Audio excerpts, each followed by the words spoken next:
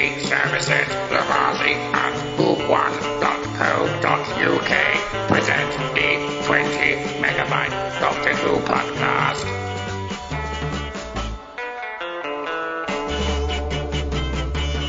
Hello and welcome to the 20 Megabyte Doctor Who podcast, episode 532. I'm Adam, and here's Mary Lang. I thought it would be cleaner. Sorry about that. I'll have to clean that off the screen now. And here's Kirby Butler Sloan. And so it came to pass on Christmas Day that the human race did cease to exist. My eye. And Ben Shoveler. I'm so hungry. Yeah. There you go. Welcome Skeletor! to my world. Yeah. So, yes, this week we will be talking very shortly, very briefly, in a moment, about End of Time Part 1. But what I wanted to say, it's Her Majesty the Queen's Platinum Jubilee. Now, I've got to talk, it's not political, because the Queen isn't a political person, but I need to pay tribute to Her Majesty the Queen on a podcast we're putting out on the only ever Platinum Jubilee for any monarch in this country. In my view, she is the only monarch that genuinely deserves the word Majesty in front of her name. She is the iconic British person, as in she is our leader. Never mind all these stupid prime ministers that come in and got voted in and prove themselves to be unworthy. She's the most worthy person to be in that position. I absolutely adore the Queen. And I don't make any secret of that I get very emotional when I see her. And when she popped up in that green coat after the pageant this afternoon, it was rather embarrassing to try and hold the tears back. Lulu, on the other hand, couldn't hold her tears back, and that she was mopping her tears away when they changed to another link. But yes, it's something that makes me feel deeply patriotic when I think of Her Majesty the Queen, simply because of her neutrality and who else has done 70 years in the same job? I mean, she's all this money, blah blah blah. Well, she could have gone off after 5 years and retired somewhere, but no, she had a duty and she fulfilled her duty, and still fulfilling her duty as best she can at her age. And I'm just very proud of her, very proud to be British, and yes, I just wanted to pay tribute in my own little way, however insignificant, to our Queen. Oh, you're British too, aren't you, Ben? What do you think? Queen. Has there been any timeline presented as to when she is going to pass the scepter to? Yeah, when she dies. Yeah, when she dies, not. Yes, I don't think she's in a hurry. You ain't giving up for that. But, yeah. What did you think of all the? Because I didn't see much of the Jubilee stuff because I was working. So obviously missing all of it and missing her appearance in the first day or so. I got really gutted because I was at work and missed it all. So I just happened to be sat down having my dinner, and up she popped. The flag went up. That's what was really exciting. Up went the standard. And I said to Deb, I think she's home. And then she rocks up on the balcony in that green coat, looking extremely frail, but with that big smile of hers. Which I mean, she just look frail these days. She does, yes. So, what did you think of the old Jubilee shenanigans then, Ben? Well, I haven't seen too much of it. I saw the trooping of the colour on Thursday, which was good, and seeing the Queen there was nice. I haven't been bothered about quite a lot of the other stuff, to be honest. And but lead character from a fictional book saved the Queen. Pardon? I see, yes. Fictional book saved the Queen. Yes, okay, thank you. You could say Mr. Tickle saved the Queen. Because the same as saying God saved the Queen, because they're both made up. So just that one's got longer arms than others.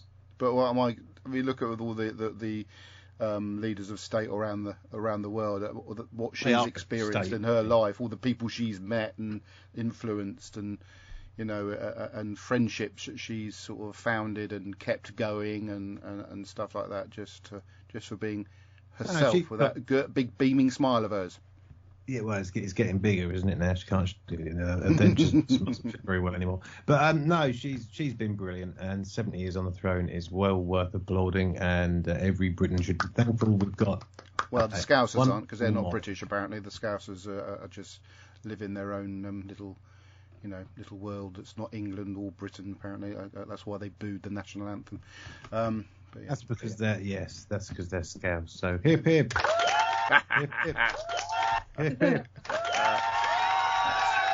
Yeah, we love the Queen. She's great. We love our Queenie. So now we move on to. Hold on, before you move on though, two more things. Firstly, wasn't it actually very sad seeing her on Trooping of the Colour without Philip standing next to her? That was sad. I think there are so many sad memories in relation to the Philip situation. One is, Boris Johnson and his parties and stuff like that. And the Queen sat on her own. Hold on, mate. What? You can't bring those two things together in any way whatsoever, because if Prince Philip wanted to have a party, he'd have had a goddamn party. No, that's not what I meant. But you can't therefore bring the two things into a similar thing. At the end of the day, Boris's parties and Labour parties. Yes, I was going to, if you let me finish a funny thing, I was going to say about the Labour parties. I mean, politicians having their parties during lockdown, which is when obviously Prince Philip passed, and there's the Queen sat in that chapel at Windsor on her own, not even allowed to have somebody with her to comfort her. Pissed up. Pardon? I said, well, Boris is getting right pissed. Yes. No, yeah. The two things happened at similar times, but they in no way can be related or drawn together. So putting them together was like you were reading The Sun. Or you were Piers Morgan trying to just make a statement on something. So. Now, I was being apolitical, so I mentioned all of politics. I mean, yes, they're trying to sort of do this Partygate thing with him, but Keir Starmer was doing it. I think they were all been doing it, to be fair. But look, there's two ways you can look at it. You can either take my dad's approach, which is get really angry about it. All the politicians were, well, not all the politicians at all, but some party workers were having drinky poos while other people weren't allowed to say boo to a goose. Yes. Or you can take my response to it, which is, of course, it's going to happen. They're politicians; they get away with everything they can. Yes, that's why so they just expect it, and then you won't be shocked by it. And the second thing I needed to point out is it not just the Queen's Jubilee. Wales have just qualified for the 22 World Cup. I was going to move on to that. My beloved Wales into the World Cup. Lots of English people don't particularly like the Welsh or the Scottish, and it's because they don't like us very much. Because true. And do you know what it is? It's I don't mind the Welsh. Nor do I. I love Wales. I used to live there. I know quite a lot of Welsh people. They're all lovely, and I think of Wales. The science fiction fantasy TV program. It's where Doctor Who's filmed, Wales. Kirby. That's very true. But I see Wales, like in sporting terms, as like a little brother. So like when they do well, you can go like, well done, what? They're like Jamie Murray. They're never going to achieve anything, but they're always kind of there. That's not very different. Wimbledon doubles a couple of times, but so Wales in the World Cup and in England's group as well. If Manchester United had the fight that Wales had in that game today, in defensive fight, then they might have been slightly better this season. There you go. Right then, moving on. What? Don't be bringing shaky defences in the Premier League into this. Or don't talk. We're Southampton. We're not Man United. Before you start on that shenanigans. We're at the end of time. History to let in 9 goals 45 times or whatever it is. Oh no! You know what I've just done? You haven't pressed record. No, I went to play what I thought was End of Time Part 1, and for some reason it started playing Twice Upon a Time. Well, at least it's not the End of Time Part 2, or you'd have had some major spoilers on your hand. I'm very annoyed now. I've got to try and find it now. This is slick. Oh, whilst you're doing your general usual slickness of podcasts, I should point out to all the listeners, good evening listeners, or afternoon listeners, or morning listeners, or good night listeners, or whichever time of the day. End of time listeners. Very nice, Kirby. I like that. We'll add that in. Oh, do I need a bit of music to play behind this? No, it's fine. Okay. I've got my own music if I want music. But I just wanted to say hello to all the podcast listeners because, it could be any time when you're listening. It could be January.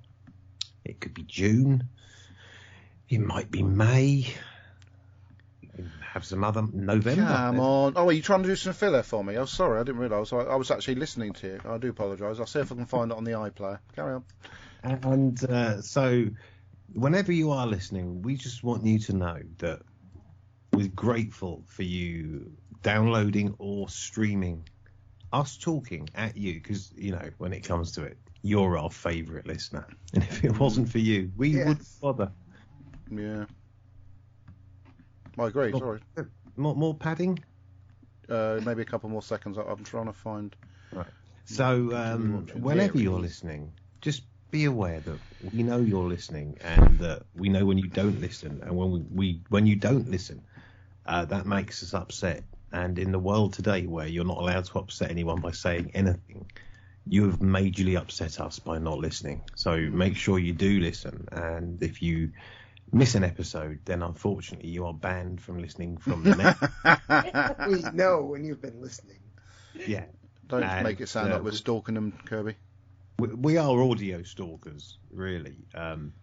Sometimes people want us to come in their ears. Other times people Anyway, don't. moving on. Lillian Robbins says hi.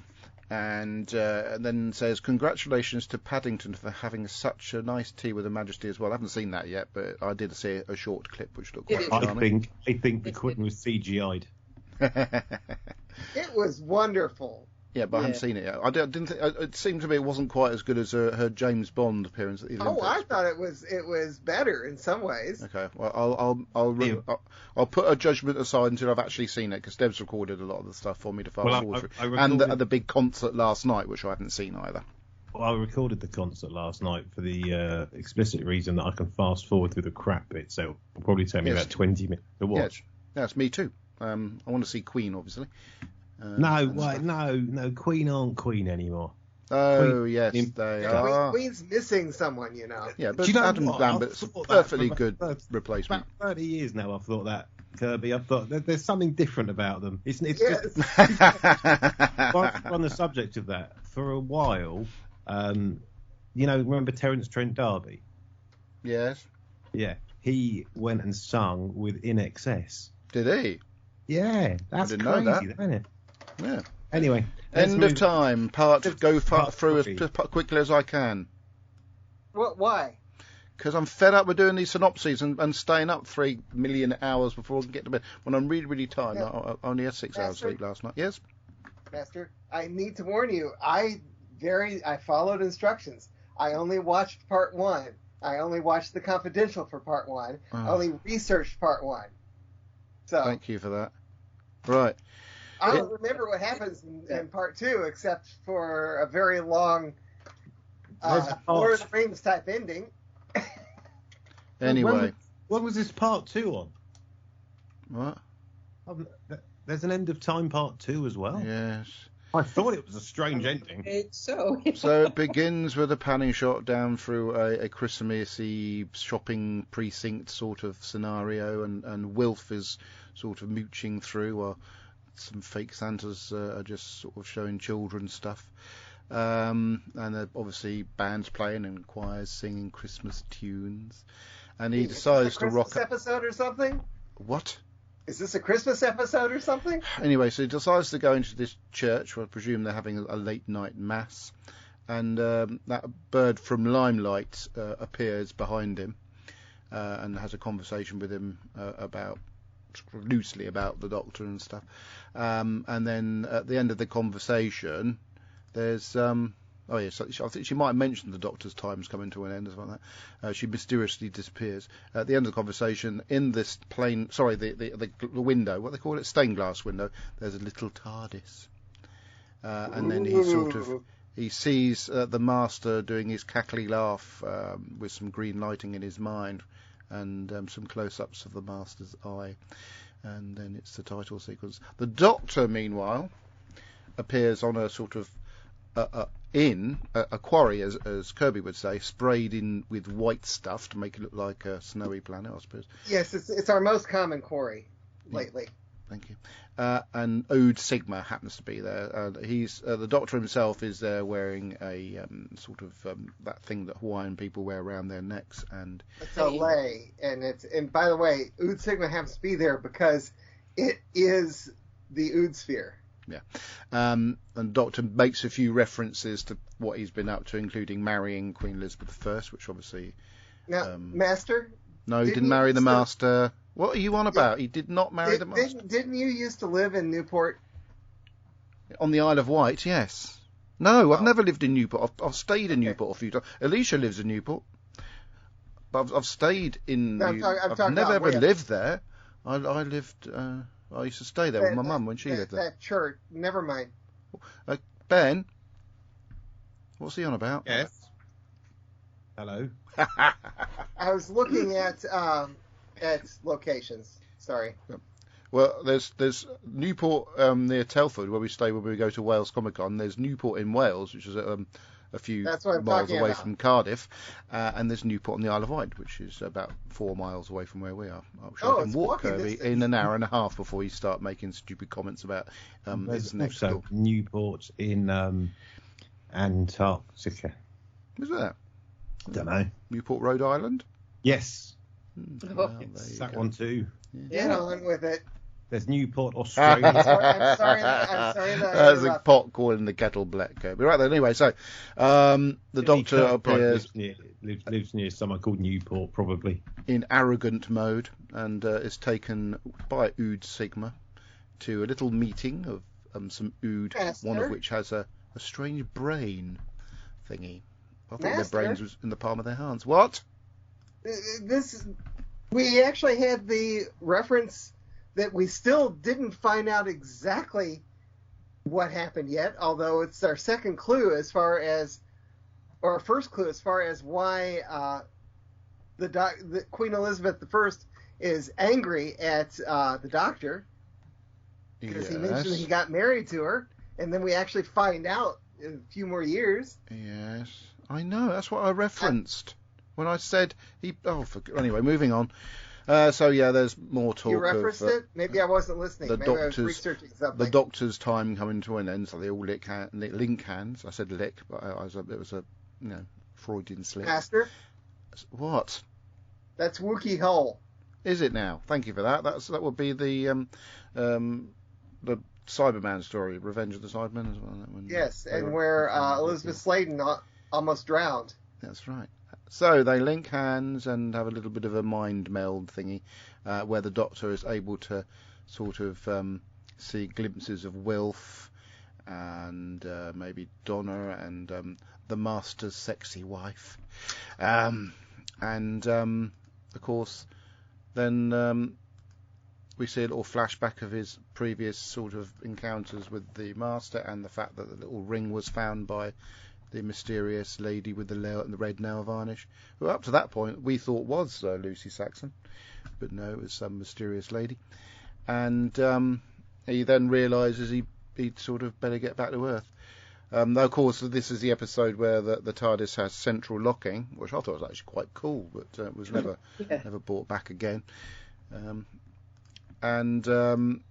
So Lucy Saxon has been in a sort of rather horrible prisony place, and they have this ritual which the Master has sort of put aside for them to take out. And what are you booing for? The use of magic in Doctor Who. It's one of the reasons why I hate this story. It's a science fiction fantasy TV show. There's no reason why magic can't be incorporated in it, and why magic can't be referred to as a science of some variety, because there's certainly magical things that happen in the universe that are unexplained. We will have to agree to disagree. Well, you'll have to, because it's a science fiction fantasy TV show, and it's part of this story. That's my line. Anyway, so I have to say I do love these scenes with the sexy Mrs. Saxon. She's very very sexy. And then Wilf, meanwhile, is back in his house, and that woman from Limelight appears again on the TV screen, and it's quite ironic because I was watching the thing about Charlie Chaplin today, but they didn't show her in the whole of the thing. And they showed him in Limelight, but they didn't show her. She was very pretty when she was in Limelight. I think she was very young as well. I'm very surprised that Charlie Chaplin didn't marry her actually, because he had a tendency to marry girls under 18. Back to Doctor Who. Anyway, so this ritual is put together where these followers of the Master give up their life force while they put these sort of ingredients into this bowl, and the Master sort of comes back to life.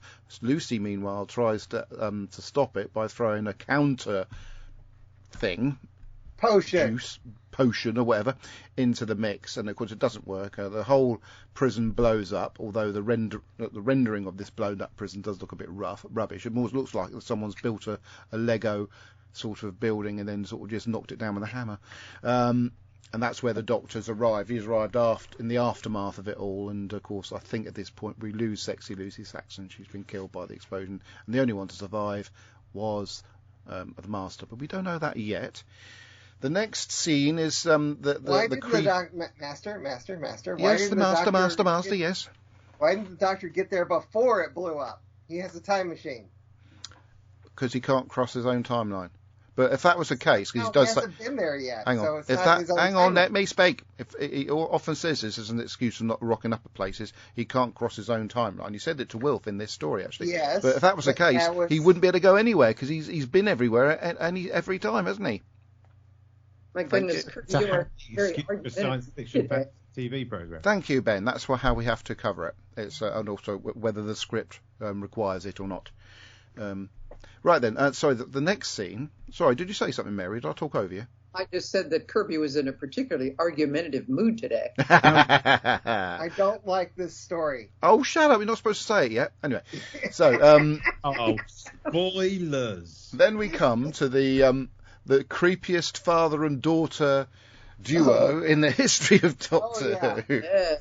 But they implied they weren't actually human in these scenes. So I don't know what that was My all quote about. was almost, "You just leave it to Daddy." Yeah, she was... they were very good. The actors portrayed these creepy people really, really well. Where did you find... What do you mean you thought there was reference that they weren't human? Yeah, I got the feeling they were sort of implying they weren't human. I'm not sure, but anyway. But they probably change were. into the Masters, therefore they're human. Because okay. he keys the whole gate thing Okay. to change only I human. stand corrected for the first time ever on this show. There's a historical moment. No. That's just the first time you've ever admitted you. Oh, shut up, Ben. I always admit. You were wrong. And the odd occasion, the very odd occasion, that I'm wrong, I always admit it. Anyway, so... Never us. Well, anyway, moving on. Where do we get up to? So these couple... Now, the actor that plays the daddy, I can't remember his bloody name, but he's been in loads of things, but I can't remember exactly what. But he's a very famous, sort of well-known face on British telly. He was in Supergirl. Supergirl? Was he? He was. Oh, He was one of the villains in Supergirl. Oh. Okay. Anyway, so that it? I haven't seen the lady, unless she's got a completely different Barnet now, and I just don't recognise her in anything. Anyway, so then we come to the big sort of scientific setup at their sort of mansion, where they've got this sort of like big frame thing with lots of lightning bolts and stuff, and a couple of guards, and a couple of mysterious scientists that are working for the project, and they're quite sort of, what's the word, shifty, shall we say. And very soon we discover that while Wilf heads off to the pub, the pub in inverted commas, that's what he tells Donna's mum, because he actually is heading for a bus containing June of Whitfield and a few friends. And that bloke from Heidi High, the sort of camp bloke from Heidi High. Do you remember him, Ben? No. I remember Heidi High very well. I'm a big fan. The driver was the camp bloke from Heidi High. You don't remember? Okay, fair enough. Anyway, so they're on a little outing to try and find the Doctor. There's a few stereotypical names going on with some of the ethnic characters, but I'll let that pass. And then the next scene... Doctor Who these days. Exactly. The next scene is in a sort of a wasteland area where a couple of people are just buying themselves a bit of lunch, and a hooded figure in the background, which is obviously nasty. It doesn't take long. Where they were building the Doctor Who experience? I don't know. I think so. I don't know. Anyway, the actor, the older actor, is very familiar. Again, he's been in loads of things, but... Is he in Doctor Who in the old era? Maybe, I don't know, but it's very familiar. And what's the name of the nipper that's with him? He had a rather stupid name too, Ginger? didn't he? Oh, Ginger, they call Ginger, yeah. What the hell? Again, you couldn't have that these days. No. There's a clip on TikTok of remember that series Love and Thy Neighbour, which was really, really funny, I have to say. But they showed a clip of it with Rudolph Walker, who plays the neighbour in the Love Thy Neighbour scenario, and the language they use is so awkward nowadays. Then, in the 70s, it was considered to be a bit rude and stuff, and you shouldn't really use it. But they used it because they were trying to paint the white people in the series as being racists. But they did it by using horrible racist language. So it's oh my god. I was watching some Harry Enfield from the 90s on one of the UK Gold channel things the other day. And I don't know if you remember, it was the one where he had the old fella had a gay son, and he brought his boyfriend home for the first time, and it is just it's unbelievable to think it was ever be put out on telly like that. Some people that this stuff we used to watch we thought was acceptable and really funny. It's like Jim Davison and his Nick jokes. Remember him? Yeah, but the thing is, it was funny, and it is funny at the time. But it's just, you realise how that some people might find it upsetting now, and you just feel guilty as a white person, another white person. And we used to just talk like this, and it's good in some ways that people are realising how offensive some of these things are, and have some languages we used to, and I say used to use because hopefully I would never go down that route again. But it's still sad to go back and see things that happened 40 years ago, 30 years ago, Is his dog dying? Oh, Star having a sneeze. There you go, still go. Go on, doggy. Now, the older of the two guys, the two homeless people, was in one episode of EastEnders. Oh, well, that's not what I was thinking of. No, anyway. He was never in an old Doctor Who. Okay, well, that's all fine. Anyway, so the Master's a bit hungry, and he has yes? A bit hungry. Yeah. So he has a burger, which isn't quite enough for him. So he has the occupants of the burger van, and turns a bit into a bit Skeletorish, and and then starts jumping around all over the place. The Doctor then sort of senses him with his flary nostrils, and the Master then knocks this, because there's this thing about him knocking 4 times. He knocks a steel drum 4 times, doesn't he? Which is obviously put in there to sort of make you think that this is what the whole knock 4 times is all about. And then... that's what we were all speculating that during that week. Yeah. Anyway, sorry. I've just found this. On Thursday, the 7th of January 2010, the BBC received a complaint from a viewer who believed that a line in the first part of Doctor Who, The End of Time, was insulting to people with ginger hair. BBC's response. You know that's why they put that line in the next story from this, when the Doctor just regenerated, said, "Oh, still not ginger." So you know what that reference was for. The BBC responded, "We would like to reassure viewers that Doctor Who doesn't have an anti-ginger agenda." This is the reprise of a Christmas Invasion in 2005. Catherine Tate and Karen Gillan, both gingers. There we go. Anyway, so the Master starts jumping around, and my DVD's having problems. Oh dear. It's all right. I can do this bit. No. What? So the Doctor and the Master have a little bit of conversation, and they're going to hear the drums, da da da da. And just as it's getting interesting, the old people's coach turns up, and we have a rather amusing scene where the Doctor gets goosed by June Whitfield. And it's like you can see watching David Tennant's face. He's really trying not to laugh before the goosing bit. It's really quite charming, and sort of slightly detracts you from the sort of serious side of the story. Obviously, the impending death of the Doctor. But anyway, now the whole section on the confidential about the filling of that. Was there? Yes. Okay. Anyway, so they found the Doctor. So the Wilf takes the Doctor to a pub, and then they have a very sort of man-to-man conversation and about the death, dying. If there was something on the confidential about it, did it reveal whether that was spontaneous or whether that was scripted? It was scripted.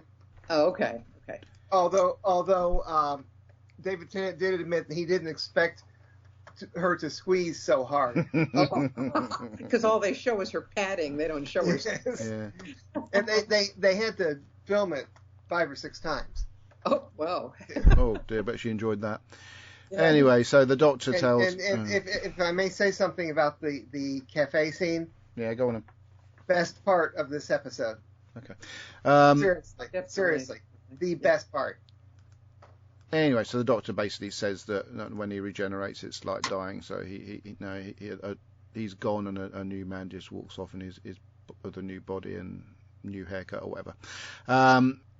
Which is obviously It sounds like he doesn't want to go. Yeah. And then there's a few That's really shots of line, Kirby. Actually, I'm going to make a note of that one. there's a few shots of Donna with her new fiance and just living a normal life, and the doctor reiterates that she can't remember him, otherwise she will burn. Her mind will burn unless it's required in the script for it not to. Anyway, so the doctor goes off to spoilers. have a little bit of a weird coming up soon. Yes, the doctor goes off to have a weird fight with the master, where the master suddenly got some weird sort of almost like Iron Man powers, where he can I was about to say Iron Man. You beat me to it. where he sort of Yeah, uses this his part of hands it didn't care for. Yeah, this is too much like Marvel comics. Yeah. 10 years after Iron Man, wasn't it? This was before all of the Marvel stuff, so maybe Marvel stole it from Doctor Who. Yeah, No, this is what Those this. reckon they've got no ideas of their own. truly. Anyway, so the master's sort of banging on about being hungry and all this stuff, and talking about the drums in his mind, and then he actually does a mind meld type thing with the doctor, and the doctor then heard the drums. But just as that's getting interesting, and some helicopters come in, and basically, you know the scene where the spotlight falls on the doctor? I really thought of the Mr. Bean music playing in the background. Would have been quite appropriate for that point. Anyway, so the master gets there's a whole section on the filming of that in the Confidential as well. I do love the fact that the specials all have full confidentials instead of confidential cut down. Splendid. Anyway, so so they kidnap the master and shoot at the doctor to stop him from getting there. And you missed something. What did I miss? In the middle of that confrontation, we break away and we see who's been narrating. Oh yeah, that's right. The Spitty Man, Timothy Dalton, Yes. James Bond. Yeah. Yes. Which was quite cool at the time, although I think we already knew before the episode went out that it was Timothy Dalton, to be fair. Yes, I think it had been announced. Yeah. Anyway, so meanwhile, I always liked Timothy Dalton in The Rocketeer. Okay, thank you for that. Yeah. What about when Didn't he play Robin Hood in something as well at some point? Was it Robin Hood? No, I'm not sure.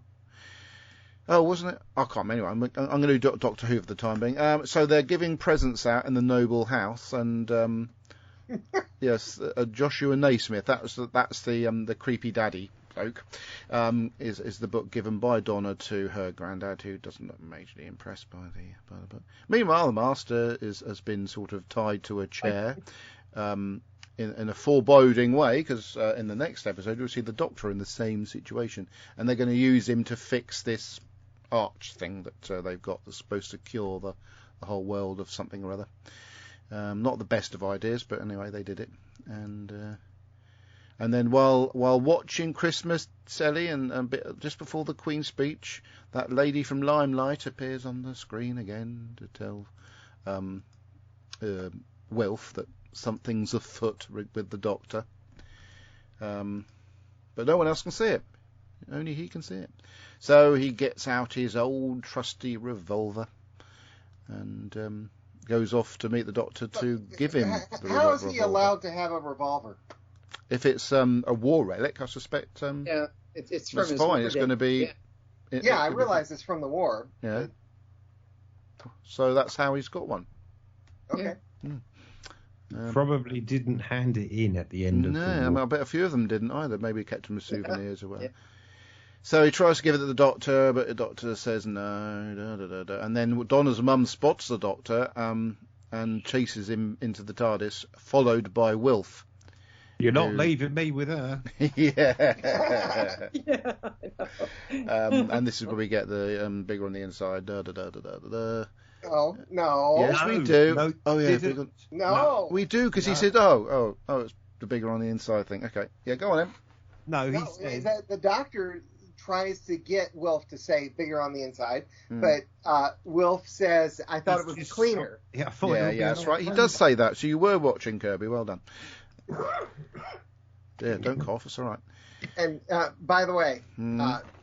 when the TARDIS materializes at the mansion in the stables, those are the same stables from the next Doctor. Thank you for that, Kirby. Anyway, he does use a special. We haven't got to that bit yet. What are you on about? Anyway, so the scientists are sort of being given instructions as to what to do, but they go off for a little 5-minute breaks and take their human costumes off, and yes, they look a bit like Shimmer. cactuses. Shimmer. Take their shimmers Shimmer. off, yeah. He was bound to call it a shimmer because of David Let's all say it Tennant's together. After Shimmer. 3, 1, 2, 3. Shimmer. shimmer. I Oh, hope everyone listening was saying it at the same time. Maybe we should all do it this time and let everyone who's listening join in as well to bring us all together in a kind of Jubilee celebration. Anyway, the Master's still hungry, so he Shimmer. munches through a turkey. And the Doctor and Wilf arrive in the stables that Kirby was referring to earlier, and the Doctor has a special sort of key that does all sorts of things, like I say, central locking and shifting the TARDIS into a second behind the time thingy and makes it invisible. Which is- Sorry? Well, that's the exact same thing he did in. It's the second Doctor. Yes, in I was the just one about to with, say that, but as per usual, I'll get interrupted. But yeah, that's fine. Did the second Doctor do that? Yeah, see, the second Doctor did that in that story with the Cybermen in... Cybermen story What in, was that in one the called? second It wasn't Doctor. called the Cybermen of anything, was it? It's When called in the London, wasn't it? The Men of Cyber. No, it was The one 1968. with story. Paka. Well, yeah, Packer. Yeah, but what's the story called, Kirby? Invasion. Invasion. Yeah. There you go. Here we go. Anyway, so the Doctor has a chat with the little alien people and then shimmers them. Sure. And He de-shimmers them. de-shimmers them, yes. And the Master... Shimmerization occurred. He does it sort of rather nonchalantly with his sonic screwdriver. They let the Master free to do his work on the equipment, and while the Doctor finds out that this big machine doesn't just heal people or whatever, it heals whole planets. That's convenient, isn't it? Hold on, no, it doesn't. Yes, it does. This. It Yes, it heals does. world, make it better. You've been waiting for that, haven't you, Ben? Yeah. Do you know what? I watched this episode of Doctor Who, and then I watched an old Top of the Pops, and that song was on it, and I just thought, no, that's got to be done. So anyway, when the Doctor finds out this thing heals worlds, Heal the world. he Hold on, has I've got to... key change. Sorry? Heal the world. Shut up. He goes in. It's just funny. The Master's standing there in his straitjacket and like a dog collar thing, and that to keep him secure. And the Master sort of then steps into this thing, and the Doctor and Wilf get locked in these little boxes, which are going to become significant later on. Oh, sorry, hiccups. Yes. He doesn't knock 4 times in this case, anyway. But the Doctor gets Wilf to let him out, but it's too late. The Master switched all the switches, and everybody in the whole world becomes Shakes Master. their head. I.e., and of course, the behind President Obama, who's probably the only real named president in the history of Doctor Who, because they normally make their own ones up. Of course, it was only the back of his head, and the person they got to look like the back of Obama's head didn't look anything like the back of Obama's head. I think they picked out a few words. I don't think it was back of head double, wasn't it? Wasn't very good. It was Joey's hand double from Friends. I mean, Yeah, so, and I think they just nicked a few words from one of Obama's speeches to sort of said about the economy or something like that. I can't remember. But anyway, they all start shaking their heads, and then Donna starts remembering all the stuff with the doctor and stuff. No. And Wilf goes, she's remembering everything. And then for me, it's a bit silly, to be fair, but it's a TV program. But everybody's the master. But seeing John Sim and all these different costumes doing all the, it was silly but funny at the same time. So I quite enjoyed watching that bit. Yeah. And so that's the big thing. They did actually lead up to that joke. It's the master race. Yeah, the master race. I think so. Again, I'd have acceptable, funny stuff. And and then it's just a funny cliffhanger that how they're going to get at that. And then we have Mr. Spitty gobbing over everybody. He obviously had a big run on the football pitch before coming, but it was quite good when he said the Time Lords. The Return of the Time Lords or something like that. Anyway, it's very good. It was quite iconic when we see that, the Time Lords in their robes and that behind him. And it's just as well there's nobody in front of him, because obviously he would have got drenched in dribble. But it was nevertheless a very iconic scene. The amazing thing is that they've filmed so far 4 series and loads of specials in Wales, and still he was the person who covered most people in spit. Yeah, and he was Welsh as well, which was quite not ironic, appropriate.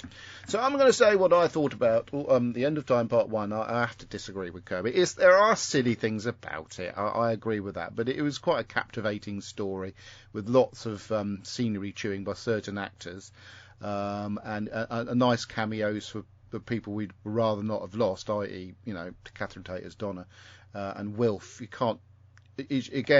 When he's in it, when Bernard Cribbins is in it, it's fantastic. And some good cameos from British icons like June Whitfield and stuff. Yes, it's silly. The Master's jumping around all over the place, but there's something wrong with him. So, and it's been explained there's something wrong with him. He's using up all his life force and stuff like that. So, I know I can see this sort of. They're trying to be a bit marvelly, but they achieved with the special effects. I think they did really well that way. I don't really have a problem with the certain degree of silliness. I think there's a serious sort of content in regards to what's happening to the Doctor, and there's an issue obviously with what may happen to the world and stuff. And they dampen it down a little bit like Doctor Who does, with a little bit of light-heartedness. And I've always felt that on the whole the 10th Doctor has been quite a light-hearted Doctor and serious when it needed to be, and I think they're just showing off his interpretation of the Doctor. So I actually quite enjoy it, to be fair, and I know what Kirby thinks of it, so I'm going to ask Ben what he thought of it. I think it's absolutely brilliant. It's proper Doctor Who. This is how it was. Shut up, Kirby. This is golden age of New Who still, and it's just about coming to an end, and it finishes with a couple of so far this absolutely brilliant episode. Apparently there's a part 2. Haven't seen it yet. I'll have to watch it during the week so I know how this one resolves. But I hope the Doctor doesn't leave, because I really like David Tennant. No, he doesn't want to go. He really doesn't. I don't want him to go either. John Sim is by far the best actor who has ever played the Master. His incarnation is it's fantastic. Some of the older ones are good as well. Delgado's all right, and the one from the 80s. He does come back for the Capaldi era, by the way, Ben. You're probably unaware of that because you never watched any of it. Well, who? John Sim? Yeah. Does he? Oh, yes. I did a little bit of Peter Capaldi. Brilliant. It's a spoiler. Spoilers? No. Oh, sorry. To that well, you'll have to wait and see which one, won't you? Remember, that one surprised me. I have to completely concur with what you said about Bernard Cribbins. When he's on screen, the story is just alive. Yeah. He is just the most wonderful actor have in the TV series. Yeah. Wilf Mott is a wonderful character. And there's more. Sorry, can I interrupt there? There's more to come because it's a little bit of a teaser for the next series. That scene, just look out for it when you watch part 2. The scene when he says to the Doctor that he starts crying and says that you're just the most wonderful man. Please don't die. That's something to look forward to. But that's just part and parcel of his appearance in this story. Carry on, Ben. Sorry, I just need to say that. Oh, I must have watched that bit the other night as well then, because I've seen that bit. I must have watched 1.5 episodes. Yeah, I did actually. I've got about 20 minutes to go on it. Anyway, yeah, Wilf's just wonderful. John Sim is brilliant. David Tennant is fantastic. The writing is great. Yes, as you said, it's a bit silly, but so what? That's what it's the black and the white. It's the Ching and the Chang. It's the Donna and the Doctor. It's it faces off with with the silliness, with the seriousness, and it does it brilliantly. And it's such a shame to think there's only one more episode of this before you start getting fish fingers and casket. Yeah, and of course we have to remember this is RTD's initial swan song. Absolutely. So from me, it gets a... Stuff coming through on the live feed. Brandon Moore says, sorry I'm late, I've been having bad dreams. And... Well, I see what he did there, because in this episode... Oh. Yes. Tim Drury says... No, it doesn't say that. He says, is part 2 called Polish? I'm surprised. Or that might say Polish. I don't know. I'm surprised with all the things that Tim posts on Facebook. He's got time to contact us. He's a very busy man. He's and a then, very busy man. Tim Drury also says... Oh, hang on. I need to play his jingle again. He also says... hello from a train fresh from saving the world in Doctor Who Time Fracture. There you go. Saw the pictures. Yeah, I don't know. Is it really worth doing Kirby's? Oh, go on then. I'll do it for him. Do you want to play your piece of music for him before we? No, this is when he does his actual feedback. Oh, go on then. Okay, carry on, Kirby. I remember watching this with such high expectations the first time, and the minute potions were brought in and Doctor Who became Harry Potter, things went downhill from there. Don't you remember the Shakespeare one though, Kirby? Wasn't there a bit of magic in that? That had an explanation. They actually explained it. In this, they simply pour colored, silly water and stuff and go, oh, this happens. You need explanation. If there had been explanation, I'd be better about it. But there was no explanation. That they had to cut it out because it went on for too long. It was a possibly, very explanation. Possibly, because RTD in the final chapter mentions a lot of stuff, or it's actually probably in the first book. No, this final chapter goes into this one. Mentions that he cut a whole bunch of stuff out. And it's just... I just get... It's the last story of the greatest era of modern Doctor Who is mediocre. I love the way you categorise that so very, very much. I mean, the greatest era, that sounded good to start with. Yeah, I mean, the 10th Doctor, the 10th Doctor is my favorite so far of the entire New Who. Yeah, but there's not a whole lot of New Who, is there, when you compare it to old Who? It's like saying... Well, we're getting on for a while now, if you look at it. What is it? What series now? And you've still got another 30 to catch up. Yeah, 11 was promising, but that went downhill rapidly. I'm going to start sounding really much different about my Doctor Who as we get into 11. Sorry. Wasn't 11 in Stranger Things, though? Have you not heard me, Kirby? No, I've heard you. I'm not as down on it as you are, but I'm going to be... I went into this one hoping that I'd like it better, because I went back and listened to us 10 years ago, and I didn't like it then. And I thought, okay, I'll give it a chance. I gave it a chance, and it's still mediocre for what should have been a great swan song. Boo. Okay, well, for the benefit of Ben... Oh, that didn't work out. I probably played all right on the feed, but I'll do it again. Oh, bollocks. Right then, here we go. It's not going to be any surprise, but here she goes anyway. It's Mary. Well, this is part 1 of a blockbuster 2-part finish to what is a great era. And so in this one, we are given all kinds of exposition, lots of scenes with, the lengthy scenes where lots of things are being talked about and set up, including, the doctor's end and all that. The best exposition scene is him and Wilf in that cafe. Yes. I think that's the best scene in the whole era of the 10th Doctor. Yes, I agree with you. Wilfin.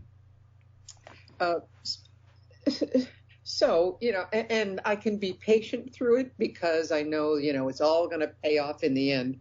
And yeah, there's a lot of silliness. And RTD was really good about balancing, some humor, the scenes of the uncomfortable doctor with the Groot, the silver cloak. Yes. Scenes like that are just so endearing, so that you really care about what happens.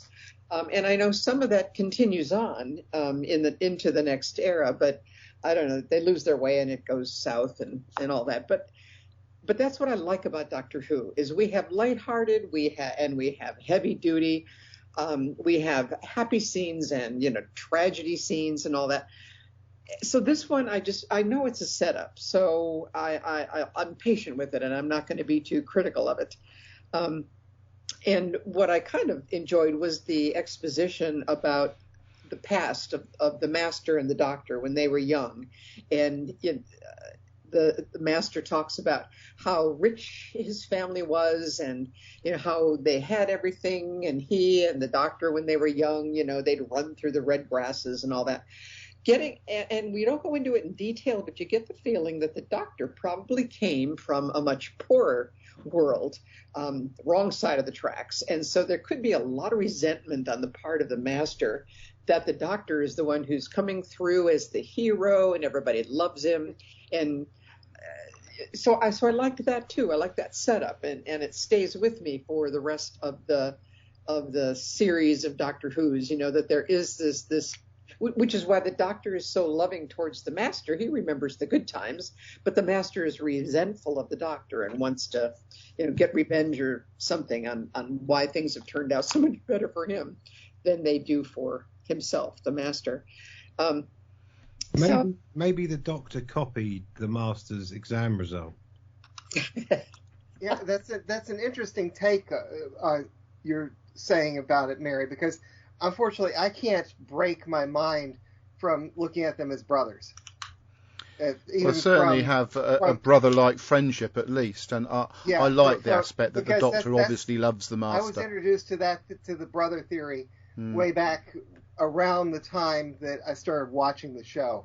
I've never thought, maybe because I didn't run into that information, but I've never thought of them as having been brothers. I feel the brother side of thing, it would be from a friendship, a long-term friendship from childhood. Yeah, that they were so close. Continue. I just wanted to say that. Yeah. They probably went to Pizza Hut or something like that a couple of times when they were growing up, and might have been in the same class, and maybe you met up with each other once or twice when they'd finished Doctor College, after that they lost contact for a while, and then they met up again, obviously, as we saw in the television series. What, the science fiction fantasy television series? No. I think it was Match of the Day. Well, so I neither loved it nor hated it. I'm kind of in the middle because I'm just waiting for the payoff that's going to come with part 2. That's it. Thank you, Mary.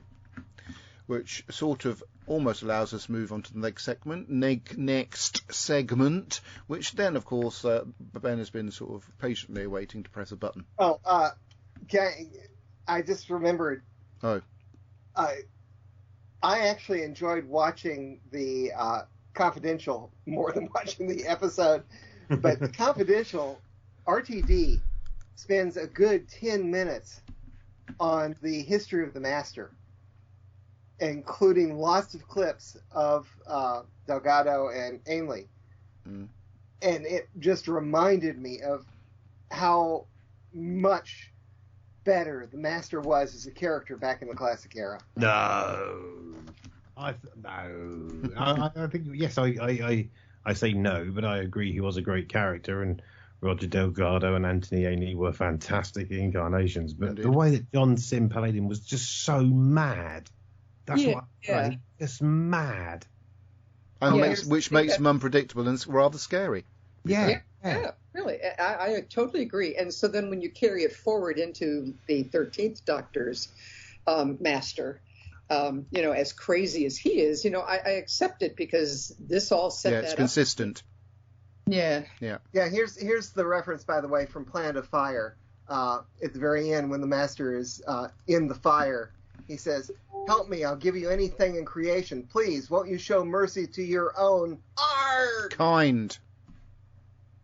I always thought it was going to say brother. Own kind. Well, we had this discussion when we did Planet of Fire. Whatever. I thought you was going to say Uber driver.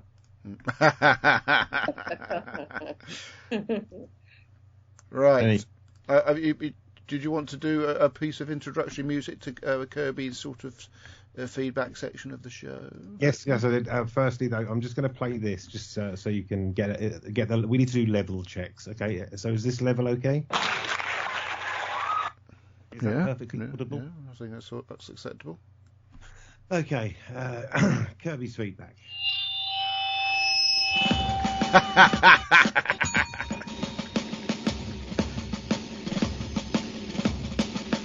He asks you what you think, and it normally goes well. But as he's an American, he'd say swell. So here's what you think. In content, it doesn't lack.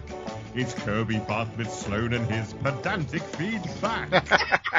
Oh, wow. That's wonderful. Thank you. Yeah. I had half an hour earlier this afternoon before the Whitewoods match kicked off, so I just tossed something out. Shush. Keep it clean. I did re-record the vocals a couple of times though to make sure I got it nice and right for you. But there we go, ladies and gentlemen. If we have it again, because I really enjoyed it. No, carry on. Kirby. Okay, so I emphasized in the feedback request that we were only doing part one, just part one. Did I mention just part one? Did I mention we won't be talking about part two at all? So Andy Nunny says, so you won't say next week we do part two? I told him that I could not predict the future. Okay, so let me make this. My eyes are going. I need to make this text bigger. Sorry. Beg your. Well, no. So 2 pairs of glasses maybe help you with that one. Oh, I have 2 pairs of glasses. It appears that I'm maybe needing to. Like I said, that picture I sent to you guys privately the other day. I'm beginning to not wear my glasses more and more. So we'll see. I see the eye doctor on Tuesday. Brandon Moore eye doctor? says, Don't they call eye doctors opticians in America? No, could be cataracts. Oh. When I last saw him 2 years ago, he said that they are starting. How bad are your eyes? They are starting to happen. So I may have cataract surgery sometime in the next year or two. My wife went through it. My mum's had cataract surgery. She said it was. She loved the improvement. So, and I don't like driving at night anymore. You know, it's probably cataracts. I'd say cataracts. Yeah. So anyway, Brandon Moore says, I'll be emailing my thoughts across as there's simply so much to say, even just in part one. Hope it doesn't end up in Adam's junk like last time. Ooh, that's a good idea. I can check that. It isn't, by the way, Brandon. It's just about to end up in Kirby's junk because I'm just about to send it to him. Andy says, I can beat that. Oh no. What? Oh, am I reading that? Not yet. No, you'll read it after you've done this bit. You're going to be your last. Okay. Segment. Is this Brandon? Yes, I just said okay. that. It just suddenly appeared. I know. I said I was sending it. Okay. I've made the dog snore. Well, I'm gonna have to open that in the Messenger app because it's all narrow and weird. Okay. So I'm opening the Messenger app and let me get back to the regular feedback. So, Andy says, Brandon, I can beat that. I wondered why my Waters of Mars piece didn't feature. Turns out I'd sent it to the wrong Adam. Bizarrely, the recipient never commented, so perhaps he enjoyed it. Oh, dear. Hang on. I'm hanging on. Why did Messenger decide to do an update? I don't know. Do you want me to read it? No. Okay. Hang on. Let me get back to... Okay, so you want that right now? No. Read all the other bits that are on your initial posting, and then after we get to the bit where Ian Kirk posts his script, okay. of which I have the audio, so I imagine Neil James's bit was going to be the last one before you do Brandon's. Neil James says, The End of Time Part 1. Dalton! What a voice. The Master's return is fine. He always comes back, and I've never really been bothered how he escaped or survived his previous encounter. I enjoy seeing Lucy Sexton again, too. She's so weird. Wilf is glorious throughout, and the brilliant special effects help make this scene very epic. John Sim is fantastic as a villain, but I don't think he should have been cast as the Master. I agree. It would have been better if he was just another new enemy. I like the Green Aliens and the Master Race cliffhanger is both awesome and possibly unintentionally hilarious. Maybe it's just me that finds it funny, the Master in all those different clothes. Nope. This went out on Christmas Day, and it must have been absolutely baffling for non-Who fans and casual viewers. Why is the Master turning into Skeletor? Overall, I think it's a decent episode, but it's definitely a like rather than a love. 3 stars out of 5. Marvellous. So now you can do Brandon's email. Okay. So, I thought it'd be cleaner. The End of Time Part 1 by Russell T. Davies, Esquire. Well, this is the very definition of a mixed bag. There are moments of brilliance in this story.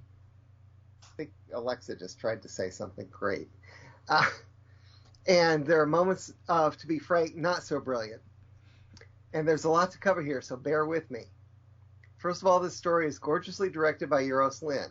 There are some really... What on earth was that? What's going on? Might have been me. Oh. Sorry. I might have been pressing buttons and stuff. Don't do that. I might have just been doing something. It's still happening. Hold on a minute. There we go. Is it gone now? I don't know. We haven't said anything yet. Oh, go on then. Yeah, I think it may have gone, yes. Okay. First of all, the story is gorgeously directed by Euros Lyn. There are some really well thought out visuals, and this is the best that Doctor Who has ever looked up to this point. My biggest problem with Part 1 is that it's essentially an hour of setup, simply putting the various playing pieces into position. Sometimes this works, and other times it doesn't. David Tennant is good here. As I said last time, it's a shame that we don't get more played out about the Time Lord Victorious. At the time, I was definitely expecting a much more wild and rule-breaking 10th Doctor to turn up. Bernard Cribbins is simply magical, and it's great to see him finally getting to join the TARDIS as a companion. He works so well with David Tennant, and the cafe scene in this episode is particularly good. It's brilliant! The Silver Cloak are all good fun. It's a shame that with a spinoff for younger kids, Sarah Jane, and a spinoff for adults, Torchwood, they couldn't develop a spinoff for pensioners. I like that. It's nice to see Donna flitting around in the background, even if it's nothing more than an inflated cameo. I'm glad they didn't reverse her mind wipe, as it would have diluted the ending of her story so much. Though, having said that, touching on it at the end of this episode does add some more drama to the story. Jacqueline King is a little bit wasted here, not getting anything too outstanding to do, though I like her shouting at the TARDIS to come back. John Sim works better as the Master here, though I could have done without the random skeleton flashing and shooty electro arms. He plays this unhinged version of the Master with slightly more realness and believability than his earlier appearance, and I like the bleached hair look. Alexandra Moen is hot. It's a shame she gets drained of her essence. Stop it. So soon in this episode.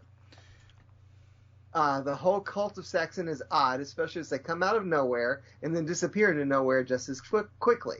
And I'm not keen on dinner time being shouted, though the scene with him ravaging a turkey worked well. It was a chicken. It's a chicken. Oh, I thought it was a turkey. It was a chicken. Oh, okay. It's a chicken! Somebody could have mentioned this earlier, because I did say Turkey, and nobody said anything. All right. Oh, it's British. Probably researching something, or else I would have said something. Anyway, back to Brandon. Oh, and I like the Ood for the little time that they were in it. It's just a shame that they couldn't have had more to do with the story. Don't get me started on the whole Barack Obama recession stuff, which is dated as terribly and awfully as it already felt at the time of broadcast. Yeah, but hold on a minute. It could happen again at any time, so therefore then it would be relevant again. Yeah. I'm not keen on the Naismiths, with David Harwood in particular acting like a right old Christmas ham. I'll discuss the Bimbachi more next week, as they were barely in this episode. The Immortality Gate is a bit too big sci-fi machine to really work, but the Master using it to his advantage to transplant himself across humanity is a master stroke. The transformation effect is a bit primitive, but my socks were properly blown off by that ending. And then there was another one. Throughout the episode, Timothy Dalton's narration had built a certain ominosity, to proceedings. And when you see his face halfway through, you know he's going to be something bigger. But Time Lords? Holy heck! Holy cow! The excitement levels were sky high at the end of the episode, and I spent much of the week between parts 1 and 2 speculating just who the woman who keeps visiting Wilf and is played by Claire Bloom could be. Oh yeah, it was all very exciting despite some weak bits here and there. 7 out of 10. Next time, I don't want to go. Oh, okay, well, sorry about that. Just Neither does the Doctor. Yeah. Yeah, I think I heard him say that one time. I think he might have. Yeah, I just got, in regards to Claire Bloom, I just got irritated. We never really, in the story, found out who she was. The only way we know it, she's his mother is because RTD says so in this book. I'd like for them to have said that in the actual story, because it made it a bit pointless. And who's the other person who's got their hands over their eyes like a weeping angel? I don't know. Who's the other person that's got their hands over their eyes like a weeping angel? Oh, I thought you were going to answer the question. I didn't realise it was rhetorical. You could have given me pre-warning. We've got stuff coming through on the live feed. We have Brandon Moore. That's what she said. That's probably from a reference I made earlier on. So that leaves a couple of bits left. Mary has some blurb from the Mileses. Okay, and they say, "Oh, good, it's Christmas, but no snow. Go, Bernard. It's great to see Mr. Cribbins again. Yeah. Bernard. Something of the Master survived. His ring. I'm not saying anything more about that. Well, the Master is back, played by an insane John Sim. They have gone over the top with guest stars. Timothy Dalton, Bernard Cribbins, June Whitfield, Barry Howard from Heidi High, a mysterious cameo from Claire Bloom, and a return for Catherine. It has some brilliant dialogue between Tennant and Cribbins. The downside is the Master turning into a monster, which goes a bit over the top. There are some plot points which are a bit over the top, the Vinbachi being recovery agents and Naismith wanting immortality for his little girl. Aww. The Vinbachi are just rather cheesy and silly. I don't know, I like them. While Naismith, his whole entourage, and his plans are all a bit underwhelming. Master being a super-powered, super-hungry monster and then turning all humans into himself is entertaining, but stupid. Yes. Oh, how droll, the, quotes, master race. I'm sure that Davros and his boys would have had something to say about that. When we thought the Master was mad, now we have an insane Rassilon. More spittle in the next episode. Stay safe and well, everybody. Linda and Terry Miles. Thank you, Linda. And Master. That reminds me. Does it? Another of my beefs. Oh, yes. Is bringing Rassilon back. Rassilon should be in the Tomb of Rassilon, still waiting for people to do that business. Yeah, but lots of weird Time Lords were resurrected desperately by the Time Lords during the Time War. I know. Perfectly the theory. acceptable. I know the theory.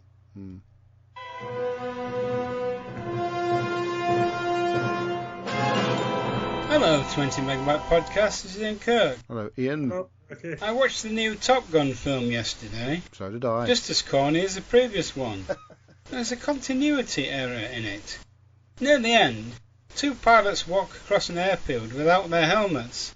Then when they need them, they have them again. The End of Time by Russell T Davies. Lucy Saxon killed the Master. Now she partly follows his Harry Potter-style resurrection.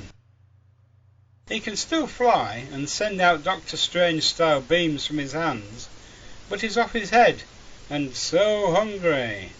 Like The Wire in a previous story. Indeed, that's a good point. The Prison Witches, Billionaire and Daughter, Cactus People, and Rassilon go to show that too many cooks spoil the broth. RTD does like an overcrowded cast. The Master is on a leash, but RTD is way off his. The Master knocks 4 times on an L drum, and that is not the Doctor's doom yet. A black lad called Ginger is never explained. No. Neither is the mysterious woman who talks to Wilf. To add to the silliness, almost everyone is turned into the Master. It is nice to have Wilf and Donna back. An overcomplicated story, and this is only the first half. Bye for now. And a very strange hiss there going on there, Ian. I suppose it makes it slightly different. And I am so glad to hear that he kind of agrees with me. Kind of, yeah.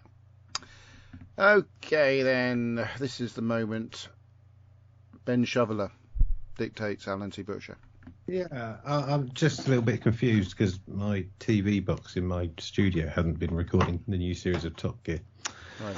I don't know why.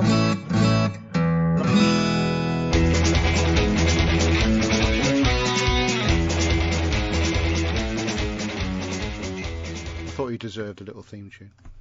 Oh, thanks, man. You can stand down now. Don't need you no more.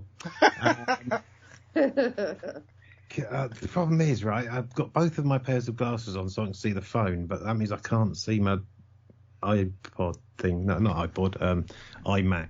That's it. Right, okay. Kirby, I need you, though, in the usual place. I Adam. need you. That's all I want. Remember Here that we- Split Ends? You remember them, Ben? I got you. I got you. I got you. That's all I want. Anyway, right, yeah, carry on. The masticator of time and scenery, all Wilfred and June and Barry Stewart Hargreaves. Just a note to the counsellor, you haven't put a closed bracket after the Hargreaves. Well, at least he tried to put a bit of punctuation in there. It's not something he normally does. Yeah, but altogether or not at all. Dear 20 megabytes. The End of Time Part 1 is, of course, a closely studied rounding off of the trilogy of warnings about vital public services falling under private control and thus being subject to perverse corporate or individual motivations. So the Ark, which is capable of a valuable public health good, mending all people, is in fact used for the propagatory purposes of the one individual rather than the laudable benefit of the many. Or benefice of the many. It should be noted that while some might say, did you hear it was a different bit? I thought that would be quite good. No. The Master creating billions of himself is both ridiculous and nonsensical, and just one of several too magical aspects of this story. In fact, Doctor Who is a Science fiction and fantasy TV program. You always get that wrong, Kirby. It's TV show. TV show. And so you can't hear the way I'm saying that is because I am in my brain I'm spelling it the British way, PROGRAMME. I coined the phrase, and it's never been programmed. It's always been a science fiction fantasy TV show. Pretty sure it has. I can't remember. If it hasn't, accept my apologies. Please continue, Ben. In fact, Doctor Who is a science fiction fantasy TV show, so they've... Thank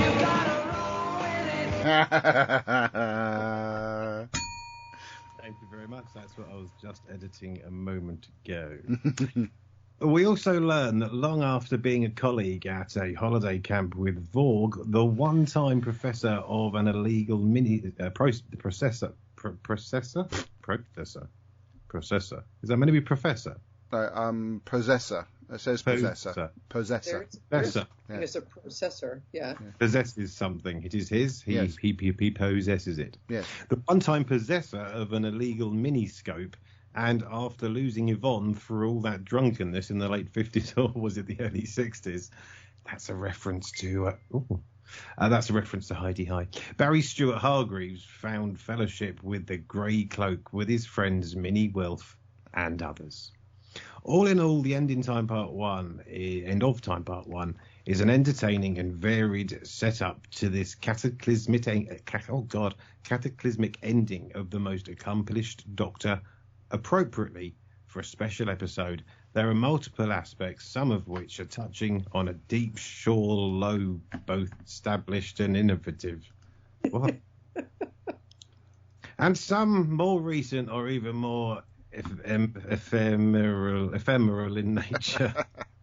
See, the thing is, I was too busy making my roll with it thing to read through it. I should get my priorities right next week. This was quite a grim story for Christmas Day, with the nightmares, grisly deaths, and an evocatively moving cafe scene between the Doctor and Wilf. But there is some more light-hearted balancing of the narrative, with a quite silly Silver Cloak organisation and the Master's delight as he embraces his ubiquity. The inclusion of Rassilon both shows how far this new era of the show has come in the inclusion of deep history from the show, and is an effective way to ratchet up the gravity of the situation. This episode is perhaps about 75 minutes too short, as it will obviously take that long to complete the story. Oh, clever clogs. Next up, Doctor Who and the Four Knocks, or the most significant knockers since Planet of Fire. So you could have put Sam Fox there. Those are my thoughts. Councillor Alan T. Butcher Ricky. Yeah. Right, I'm a bit confused by his reference to Barry Stewart Hargreaves, who I believe played the slightly camp bus driver in this story. He was, like I said earlier, in Hello, Hello. Yeah. And the connection with Carnival of Monsters, because the character he's thinking of, which was Vorg, who owned the miniscope, was played by Leslie Dwyer, who was also in Heidi High, who played the drunken jockey, I believe, in that story. Yes, he was. He was Felix, the jockey. Yeah. So I think Alan T. Butcher, I may be wrong, I have a feeling he might have got a bit confused with Heidi High actors, because I'm fairly certain that Barry Stewart Humphreys was played by a different actor in Heidi High. So I'm going to Google that. That's not. I'll just copy the whole load of text. Barry Stewart.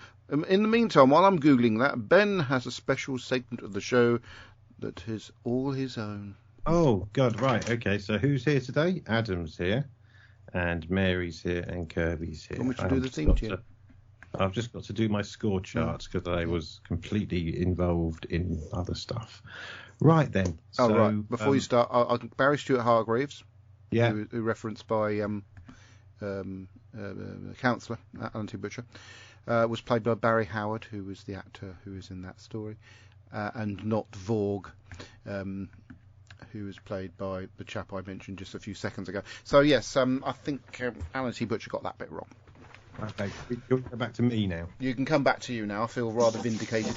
I feel like I've done a Kirby. Indie Rock Disco Radio Studio 1. The game show nobody's talking about. This is How Aged Are They? How aged are they? Don't know. How aged are they? How aged are they? That's what the game's about. I hope so. How aged are they? Who? How aged are they? Who? How aged are they? Get ready to find out. And here's your host, Ben Sutherland. Hello and welcome to How Aged Are They, the Doctor Who actor who's recently had a birthday aged guessing quiz, currently featuring on the 20 Megabyte Doctor Who podcast. Ooh. The rules are simple. There are 3 rounds, and every round I'll give you one actor from Doctor Who history who has recently celebrated or are soon to celebrate their birthday, unless they don't like cake or cards. I need to put that on a separate fader, don't I? There we are. The contestants have to try and guess the actor's age and to score as few points as possible. If they guess the actor's age correctly and get an exact answer, no points are added to their score. If they're 1 year away, either over or under, it's 1 point. If they're 2 away, 2 points, etc., etc. To ensure fair play, the contestants will take in turns to start each round, just so no one deliberately guesses 1 year away from each other contestants for all 3 rounds and tries to spoil the fun. Also, no contestant is allowed to give the same answer thrice, and if anyone mutters "I don't know" or similar, 1,000 points will be added to their contestant's score. Those are collectively called the Kirby rules. You're also not allowed to write the correct answer on the Facebook feed. These are called the Lillian rules.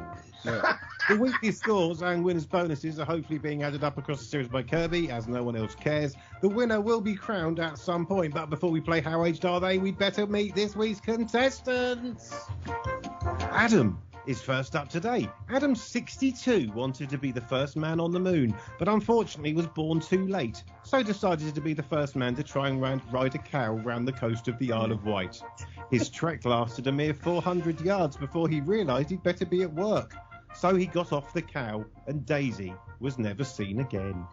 Next up, Kirby. Kirby is 107 and the 14th Earl of Dartmoorshire, which, along with all the other perks of being made an Earl, entitles him to free chips from the local chippy every time he goes to Dartmoorshire.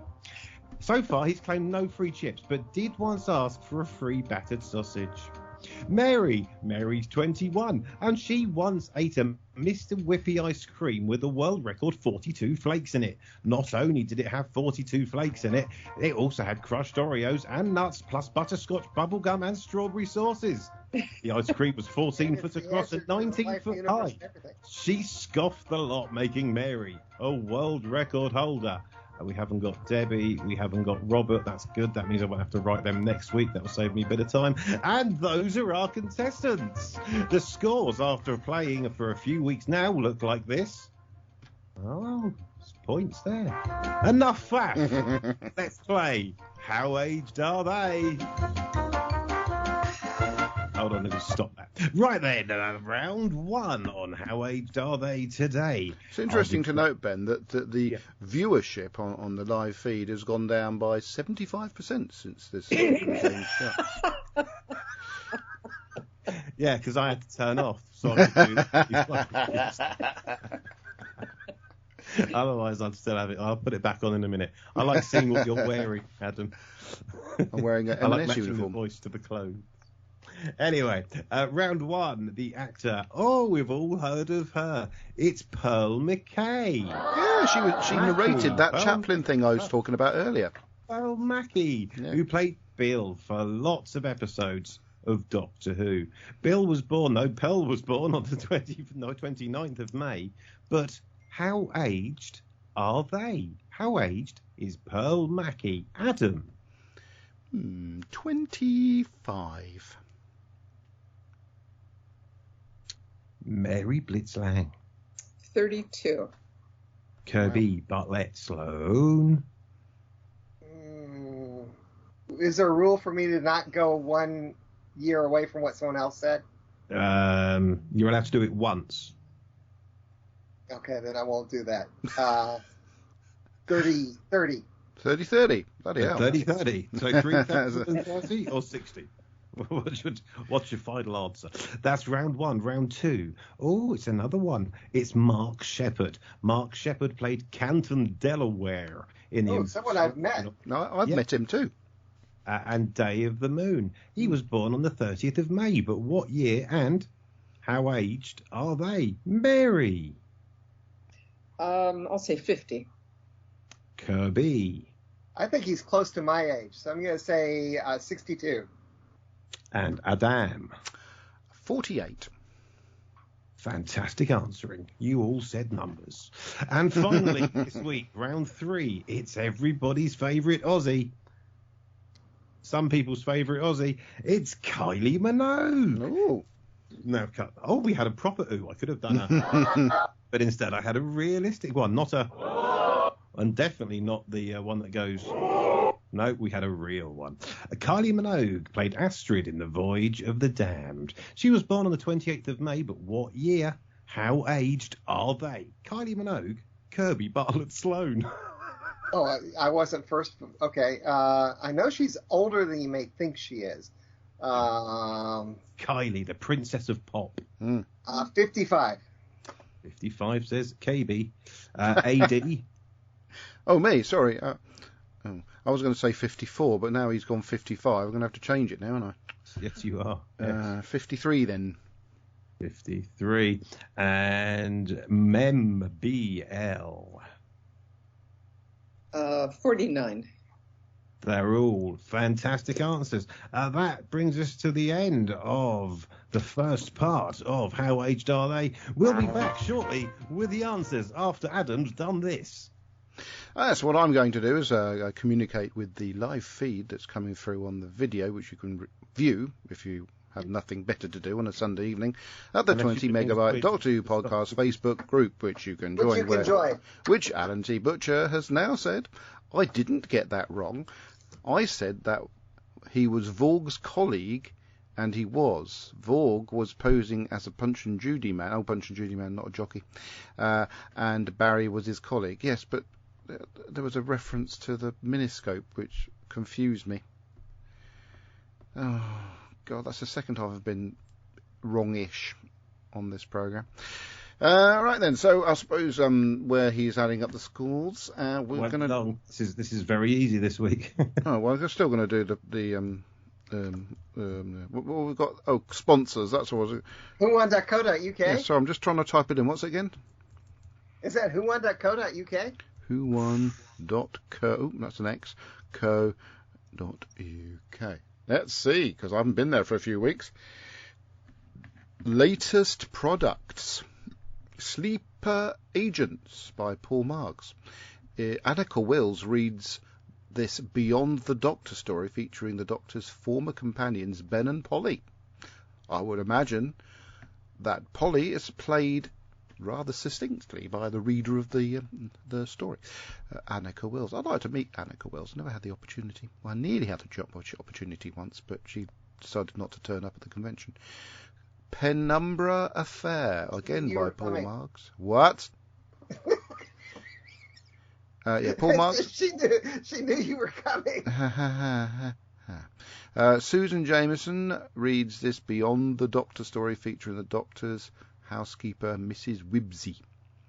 Now, of course, the name Jameson reminds me of Louise Jameson, friend of the show, who is currently being very successful in Emmerdale. So it's lovely to see her on the screen. And when I sent her a congratulatory email, she responded with, thanks, Adam. Oh, no. Thanks, lovely, actually, what she said. Yes, because people always say that when they don't know who you are. Well, I think she does know who I am, because she's who I am, because we have conflabbed a few times via the email. I had her as part of my profile picture on Facebook for like 3 years, until I just changed my profile picture. I met her when she had a Malin streak through her hair. She had red sort of hair and this white. When she was on the verge of deciding to go whitehead. And she does look strikingly like Mary, if you don't mind me saying Mary. Hello? Has she gone? Oh, she does mind me saying it. Sorry, Mary. Eve of the Daleks and Legend of the Sea Devils. By Chris Gibnall, so we're going to skip past that. Obviously a DVD feature of two of the specials that we've had to encounter recently. Right, Time, Wake and Other Stories by various writers. A fabulous tale of adventure from the vintage pages of Doctor Who Annual, brought to life by a host of familiar voices via audio. This is, so I suppose if you want to listen to some quick stories, that'd be quite nice for you. Ruby's Curse, sorry, I said Lisa Crane. Ruby's Curse by Alex Kingston. And First Doctor Ventures Outlaws by some people. It's Outlaws. So that's featuring, it's an audio book story thing. So not a lot from Big Finish there. Coming soon, the Fourth Doctor 9.2. There's been quite a few Fourth Doctor stories on Big Finish now, so that's quite interesting. 8th of March 2, featuring the Doctor's daughter, amongst others. I'm going to click on the cover because it looks like Katie Manning's on it, and Lalla Ward, and Christina from the Planet of the Dead and a few others that I can't quite see because the pictures are so small. That's BBC Doctor Who, the 8th of March, Protectors of Time. Amongst other things, if you go to who1.co.uk pages, you can see all sorts of GIFs and books and audios you can buy, including Ninth Doctor Adventures Back to Earth. So here we go. Isn't that interesting, everybody? Lavazi. Oh, okay, everyone's gone to sleep. Never mind. So I carry Andy Nunny on the show. It's a listening exercise, a podcast, and that's what we were doing. I don't have a response for Lavazi. It's the first time that's ever happened. Somebody's actually listened to me. Yeah, Lavazi, guess what they sell? Scarves? They do. And Fourth Doctor scarves at that. Iconic Fourth Doctor scarves. But you can also get the 13th Doctor's scarf. It'd be good if they could sell the jacket and the rest of the cosplay, but they don't. They do sell the scarf, and you can get the T-shirt from other places, along with the 7th Doctor's Paisley hanky, which is nice. Oh no, it says sold out on it, and that's the hanky he used to wear around his hat. Daughter the other day. Sorry? Because I had to correct the Geek Daughter the other day. She didn't remember that I've got 2 scarves, and she was trying to say that my Lavazi one was homemade. It isn't. Well, just make out it is. It won't hurt anybody, will it? And also you can buy Star Trek scarves and umbrellas and hats as well. And you can join their blog where you'll and their mailing list where you'll also find out lots of up-to-date information about Doctor Who. And that completes our little feature that we occasionally do about our illustrious sponsors. And now we can go back to Mr. Ben Shoveler, who will tell us who's won. Thank you very much, Adam. Thank you to the lovely audience, and thank you to you. All right, let's have a look at the answers for today's How Aged Are They? The first round was Pearl Mackey, who played Bill. She was born on the 29th of May, but how aged are they? Well, Adam said that she was 25. Kirby said that she was 30. Mary said that she was 32. Our Pearl was born in 1987, making her 35. Wow. Which means Adam gets 10 points, Kirby gets 5 points, and Mary gets 3 points. Wow. I am surprised. She's looking good for it. Round number 2 was Mark Shepherd, who played Canton, Delaware in the Impossible Restaurant. The Delaware. third. All right, Kirby, we got it the third time. That's why that was the gag, you see. I made him do it 3 times. So I was just having an unprofessional swig of my drink. Very nice it was. It's coming back on me. Who played Canton, Delaware III in The Impossible Astronaut and Day of the Moon. Born on the 30th of May, but how aged are they? Well, we've got Adam thinking that he was 48. We've got Kirby thinking that he was 62, and Mary saying that he was a mere snip of 50. Mark Shepherd was born on the 30th of May 1964, making him 58 years of age, which means Adam gets another 10 points. Nothing if not consistent. Mary gets 8 points, and Kirby just the 4 points. Well done, Kirby. Round 3 was our lovely Kylie Minogue, Astrid from Voyage of the Damned, born on the 28th of May. But how aged are they? Did you know Astrid is an anagram of TARDIS? Oh, shut up. Yes, I did. Thank you. Kirby's the pedantic one who stands at the back shouting things at the host while he's trying to do a professional job of a quiz. My job. No, it's not. Kylie Minogue, born the 28th of May 1968, meaning that she's 54. Adam said that she was 53. You Kirby knew I wanted 54, though, didn't you? 5, and Mary said that she was 49, which means that Adam and Kirby get 1 point and Mary gets 5 points, meaning the total scores at the end of the 3 rounds are like this. Should I tell them to you as well as showing? Because it's no good if I just show them. The audience saw them because I held them up, but you lot, I need to tell you that in third place with 21 points is Adam. In second place with 16 points is Mary Blitzlang. And the winner with 10 points is Kirby Butler Sloan. And that's your lot for this week's edition of How Aged Are They? Thank you to all the contestants and all the crew here who have managed to put this shindig together. We'll be back next week for another edition of How Aged Are They? Good night. There you go. Ben. Yeah. Ben, I want to thank you because this time you actually picked 3 people that I could see in my mind and had a general idea of how old they were. You didn't pick them. It just happened that their birthday fell at the right time. It took me quite a long time to actually find those 3 because I went through every single person and found the 3 most famous ones so Kirby couldn't use the old I don't know what they look like excuse, which is fair enough. So I tried to do it so everyone would know who they were, you see. It worked, yeah. I shall try and do it next week if I can be asked. I knew, I was annoyed because about the Kylie thing, I knew in my mind, I said 54 and then he comes up with 55 and I could then not use the 54 I wanted to use. But you could have. I was going to let you have it, but I didn't want to. You would have said. Because remember, to be honest, Adam, he was going to let me do one away from someone else. I don't think it would have worked, but But as it was, Adam, you'd have only still there lost by 4 points instead of 5. So every point counts. Anyway, any difference. Lillian Robbins says Kylie is 54. Sorry, I'm a rule breaker. Oh, I forgot to say, if anyone mentions it on the Facebook feed, they're banned from playing the game for the next. How can she be banned? She never played it in the first place. Well, she's banned from typing answers. And so's her children and her children's children for the next 20 minutes. Okay, so we move on to the next segment of the show, which is Doctor Who News. Diddle-a-dum, news. It is loaded. I thought I wasn't going to load from it then, which was a bit of a shame. Would have been a bit of a shame.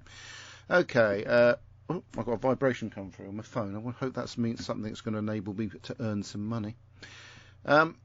Right, so now obviously the new Doctor, the 14th Doctor, is Shooty. I call Scooty. Now, it's very irritating. I've managed to get away from calling him Scooty and calling him Shooty Gatwa because I watched or listened to an old episode of the show a while back, and it was talking about that one where the Doctor and Rose, it's Impossible Planet or something like that. And there's a girl in episode 1. Pardon? Was it the one with Satan the planet, Pit, which was impossible? Yeah. And then there's a character that floats off into space dead, and her character name was Scooty, and that's where I was getting the confusion between Shooty and Scooty. Anyway, so moving on. We've got the Doctor lands in Liverpool. Get out of it quick, is what I blimmin' well say. The exhibition Doctor Who. Stay there for long. Yeah, it's going to be up on bricks. The Doctor. We love the Doctor. Well, it's been there anyway because obviously John Bishop comes from Liverpool. The exhibition Doctor Who Worlds of Wonder has opened at the World Museum in Liverpool, where it will run from the 27th of May until they find its wheels in the back of some bloke's back garden. This groundbreaking new exhibition explores the science behind Doctor Who and gives fans... What? Do you want to buy a Doctor Who experience? I've got one in the back of me van. Calm down. Yeah, so that's if you're in Liverpool. If you're in Liverpool and you've managed to get your car off bricks, you might want to go down to... That doesn't look like the same museum that was featured in Doctor Who. Maybe it doesn't, no. Anyways, you should have to have a passport to go anyway, where they don't want to be part of England. All right, Birbeck Study Doctor Who, a research project. Hold on, Adam. Sorry, I've just seen about the exhibition, and this will be very relevant to people in Liverpool. Yeah. You need a ticket to turn up. You need a ticket. Don't just push your way in. That's topical. I've got because one of my friends is a Liverpool fan, more for him, and he went to the Champions League final, and there's some stuff that he told me about his experiences and the experiences of the Real Madrid fans who went through the same thing as them. He had a ticket, by the way, so he did eventually get in, but he did end up being crushed. But he said on the way to the ground, they were being threatened by knives in the subway and stuff like that. So there's things that I hadn't heard of, and he said it was a horrible experience. And if he ever went to a Champions League or was offered tickets for a Champions League final involving Liverpool in Paris, he just definitely wouldn't go. And he was so grateful he didn't take his son with him. I mean, I wasn't there. I wasn't there, but I do find it interesting how yet again the Real Madrid fans got in fine, I don't know.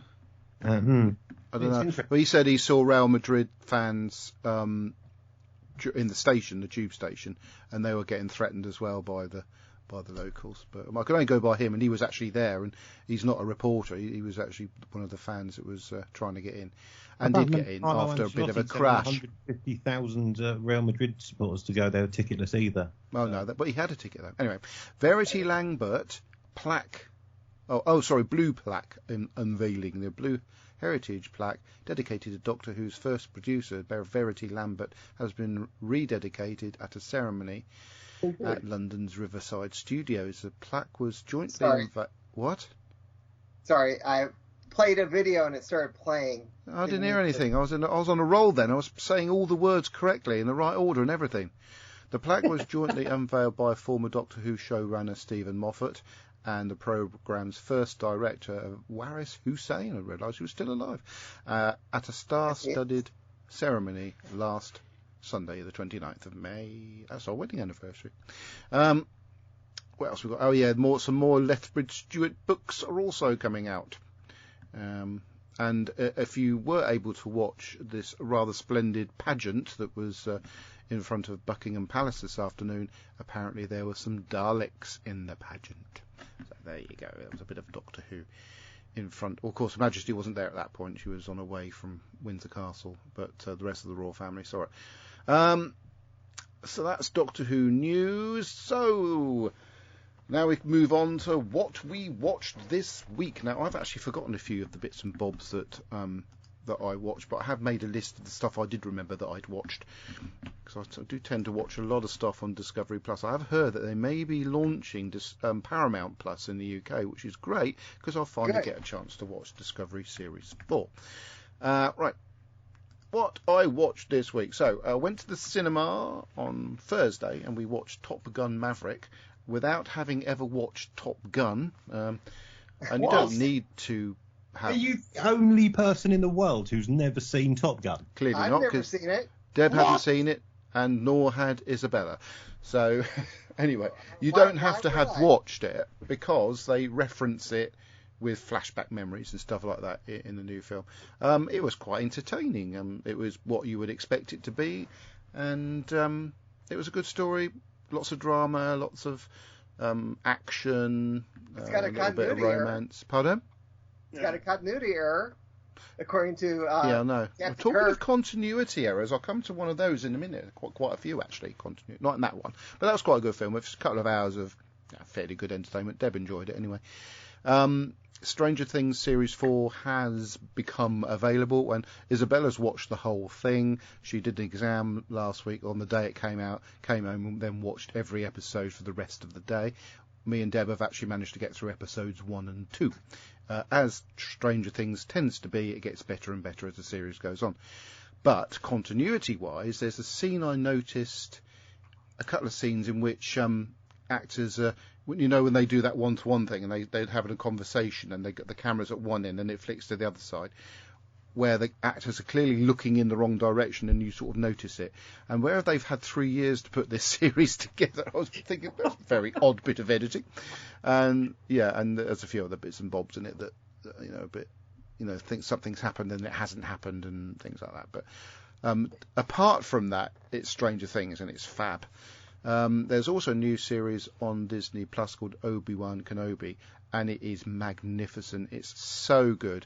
I haven't had a chance to see the interim series of Boba Fett yet, but Obi-Wan Kenobi, I mean, I'm not a massive Star Wars fan. I do get really sort of nostalgic about Star Wars things. Obviously I've watched all of them several times, so I know about the locations, the characters, and stuff like that.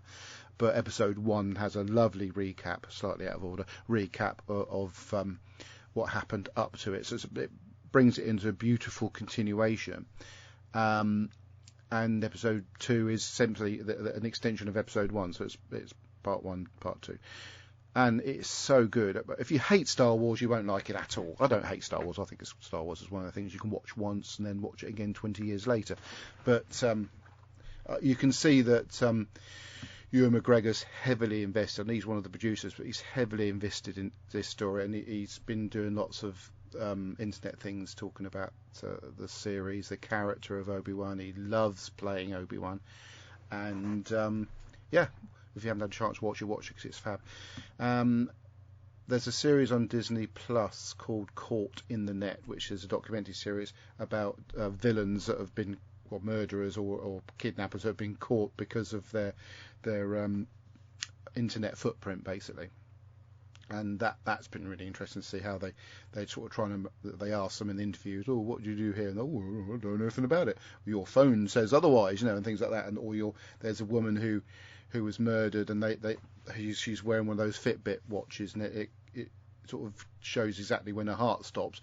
And there was her murderer also had his phone, which was in exactly that location at the time that lady's heart stopped. So he was rather in the frame for the murder, if you know what I mean. That was just one. It's a fascinating series. It's one episode a week, so it's one of those things you have to wait around for. There's a new series also on Disney Plus called Blowing Up History. So it's a new series of that. So series 4 is out. So I've already watched previous. I've just knocked the microphone. Previous series of that. So that's actually still keeping up a high standard of interesting archaeological stuff. And the final one I can remember is the first episode of Who Do You Think You Are? Was out last week with Sue Perkins, and I was always told that she's fallen out with her friend Melanie, but no, it turns out they've been lifelong friends, and their ancestors come from the same part of whatever Soviet state they came from. I can't remember now, which was quite interesting in itself. And of course that series on ITV, which was also genetic based, the Foundling programme with Davina McCall and Nikki Campbell, was it? Can't remember what it's called. Long Lost Family, The Foundling. So basically, it's babies that were found under bins and stuff like that. They put their DNA on the database, and they find out who their actual relatives are. That sort of thing. Again, that's been quite good. So those are the things I can remember watching this week, apart from sporty stuff, which you're not particularly interested. What have you watched this week then, Ben? Wow, I've watched the sporty stuff you're not interested in. Oh, I'm interested in it, but I don't think you lot will be interested. I watched the golf. I watched the cricket this week, and I've just got to say well done to the England Test team for getting the first test out of the way before we all have to go back to work tomorrow after the long weekend. Thank you very much for that. Big tick for that, and for Ben Stokes and Joe Root especially. I watched very dull and long and repetitive series on MH370, which was on Channel 5 here in the UK. I think it was on week just gone, yeah. And it was 3-hour-long episodes that really you could have squeezed into a 10-minute thing just in between a proper program. I mean, there was just nothing new in it at all. It was all just faff. The only thing that was quite interesting that I hadn't heard too much before was about how it might have been shot down by America because they didn't want some tech reaching China or something, which is a brilliant conspiracy theory. So well done to whoever started that. But that was, as I say, added nothing to anything that anyone didn't know before, and was a complete waste of it. But the wife liked it, so that was good. Last night we watched the ABBA movie from 1977, I think. Excellent. Which has got Tom Oliver, who played Lou Carpenter in Neighbours in it, which was a lovely surprise to see him as ABBA's bodyguard, as I nearly said, as Neighbours' bodyguard, as Bouncer's bodyguard, as ABBA's bodyguard. So that was very good. And then after that, there was an interesting programme on what had happened in the 40 years since. And the only thing that makes you think, because I love ABBA, and we've got less than 3 months now until I go and see ABBA Voyage, and I'm so excited. Cool. The only thing that made me think the whole way watching this program about what they did in the 40 years between 80 and 2020 was, why didn't they do it 20 years ago? Why didn't they just, why didn't they do it 20 years ago? Yeah. It would have been, that they'd have been 20, they'd have been, well, they're 75-ish now, so they'd have been 55. Why didn't they do it then? It's so disappointing. Yeah, I mean, they've said they can't do another one. But Benny or Beyond came out last week and said they're not going to do another album, which again I think is so incredibly sad. It's a really good album. One. The Voyage is a brilliant album, so just do another one. Yeah. Go on. Yeah. Anyway, and then finally, I completely concur again with you, Adam, about the Obi-Wan. I've managed to watch all of the first 3 episodes so far. We haven't seen the third yet. Have you not? Oh, it's. Do you know what? I love little Leia, although she does remind me of an Ewok. Great. She's very little over a 10-year-old, isn't she? She is, but she does remind me of an Ewok for some reason. And I thought she looked like Elliot Page from Umbrella Academy.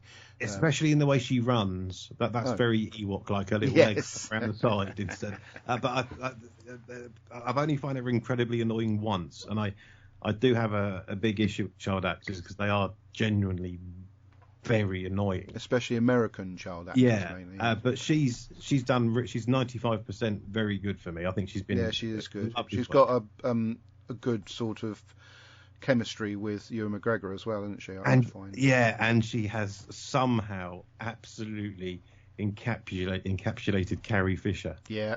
It's like she's watched every Star Wars movie 100 times. Because but for a 10-year-old to accomplish that, it's quite remarkable. She is a little Leia. It's just, it's magical. It is, how good she is. And of course, Obi-Wan Kenobi, what's his name, Ewan McGregor, is just his non-stop impression of Alec Guinness is just how he keeps it up for so long. Because it's brilliant seeing him doing an impression of someone as a character. Yeah. So Ewan McGregor's fantastic, as is the Sister 3. Thingy Sister 3, she's great, but she's had a lot of stick online. Don't know why. I think she's we were talking about it when we were watching and said, what's wrong with her? She's fantastic. That's total exactly screen presence, brilliance. Isn't that what the Empire's about? Yes. People stab each other in the back to climb up the ladder, and that's exactly what she's fantastic. She is. The whole series so far, the first 3 episodes, just phenomenal viewing. So much. It's just the best outside Star Wars films, Star Wars thing that they've done so far. And also, Ewan McGregor came on today and said it's the most watched premiere on Disney Plus ever. Yeah. Wow. But more and more people are getting Disney Plus, so all these figures are always time distorted, aren't they? Yeah, I suppose so, but it is currently the top series. Oh, I'm not surprised. It's phenomenally good. It is like they're just like mini Star Wars movies. They are, but it makes it does. They've finally done something for me that makes me want to think. I think I'll watch all the original Star Wars films, then I'll watch The Mandalorian, then watch Obi-Wan Kenobi, and then watch the next. The only criticism of the 3 episodes so far that I've seen that I would have is the fact that the closing credits are almost as long as the actual fight you get on screen of and John Williams has done the music for Obi-Wan Kenobi as well, which he hadn't done for any of the other series. 9.5 minutes the closing credits went on for on the 3rd episode. I'll probably watch in that time. Yeah. I'll probably watch Obi-Wan starting tonight. It's so good, Kirby. You won't be disappointed. You'll love it. It's so good. Yeah. Anyway, sorry that I haven't watched a lot this week, so that's basically. You went on for a while I know, but I've just watched the Obi-Wan stuff, and it's just been phenomenal. I just love it, so I can't wait for Wednesday night for the 4th episode. Yeah. Thank you, Ben. Right, I forgot to say what I haven't watched, and I always watch previous years, always watch without fail because of Ant and Dec, Britain's Got Talent. We've just watched the first few of them and then completely stopped. Haven't watched any of the live stuff because I did glimpse that this really, really good young teenage comedian with a little bit of like a cerebral palsy type thing. And she was fantastic. She didn't even win the episode. And that's the part of this rigged thing. They know who they want to win them, obviously. and it made me lose interest quite quickly. But I think the final's on tonight, so I might sort of flick it on while I'm looking at computer stuff and see who actually. I walk out of my own house if the wife. I walk out of my own house if the wife is watching Britain's Got Talent. It's a shame because it was such a good show once upon a time. Luckily, I've got a nice studio to come into. Otherwise, I'd quite happily rather stand outside in the pissing rain than watch Britain's Got Talent because it's. Does Britain not have talent? Of course it does, but not on that programme. They seem to ignore it on that show. They do ignore it. They ignore the good people and they choose some weird people to win it. It just makes no sense. It's bullshit. Most of them are called wannabes, Adam. Yeah. They're not people who've got talent. They're wannabes. So people, literally make you sit up and take notice of the ones that never do any good on it. Lillian Robbins says you're going to really stop me in regards to what you said when she said she was sorry I'm a rule breaker, and you said that she was banned for 20 minutes or something like that, and she said you're going to really stop me. I think that's we have ways. We have ways. There are procedures in process which indeed will stop Robin being so cocky in how she speaks, because yes, there will be something. Get in your bed. Kirby, can you cut the internet from America, please, for 20 minutes, just so Lily can't do it? And then she says, "I'll try to be good. Sorry." That's got quiet. Kirby, as Metallica said, unforgiven. Kirby, yes, what have you been watching this week? I don't know how you guys find time to watch stuff. We've had 4 days off, mate. We watch stuff during dinner mostly.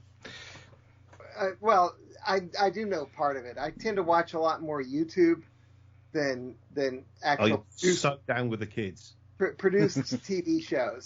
So I follow an awful lot of travel vloggers, and some of them are putting stuff out daily. So that sucks up sometimes 2 hours.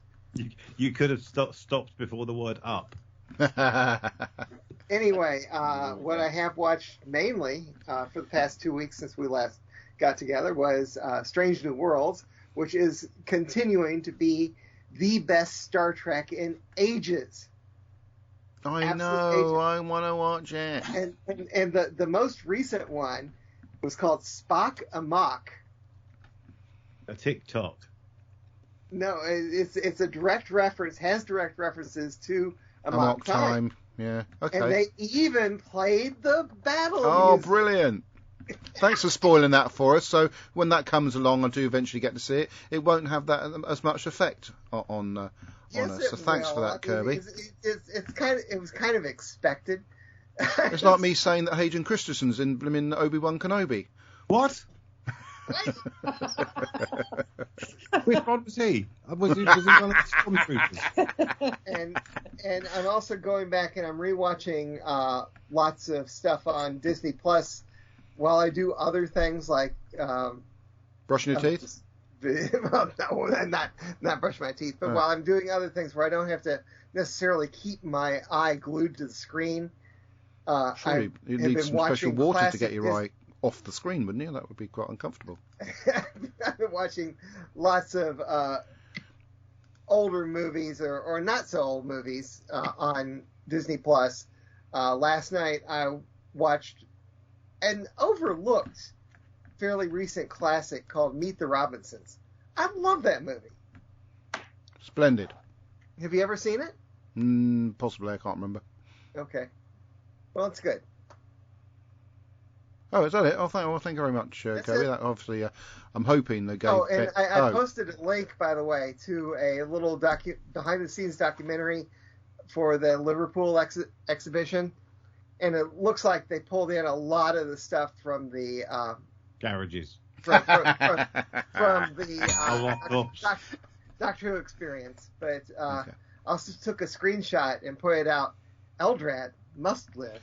Okay, well, thank you for that, Kirby. I will say that the battery on my video camera that's currently providing us with the live feed looks like it's about to run out, so I think it might be a good idea to move on to the highlight of the show. My wife just texted me saying we're going to the grocery as soon as you're done. So. Yeah, well, you're holding everything up, so your wife will have to be telling you off if things go a bit pear-shaped in that department. Mary. Oh, sorry, Ben, you want to play Mary's thing? What's this week? And what she's listened to in a Mustang?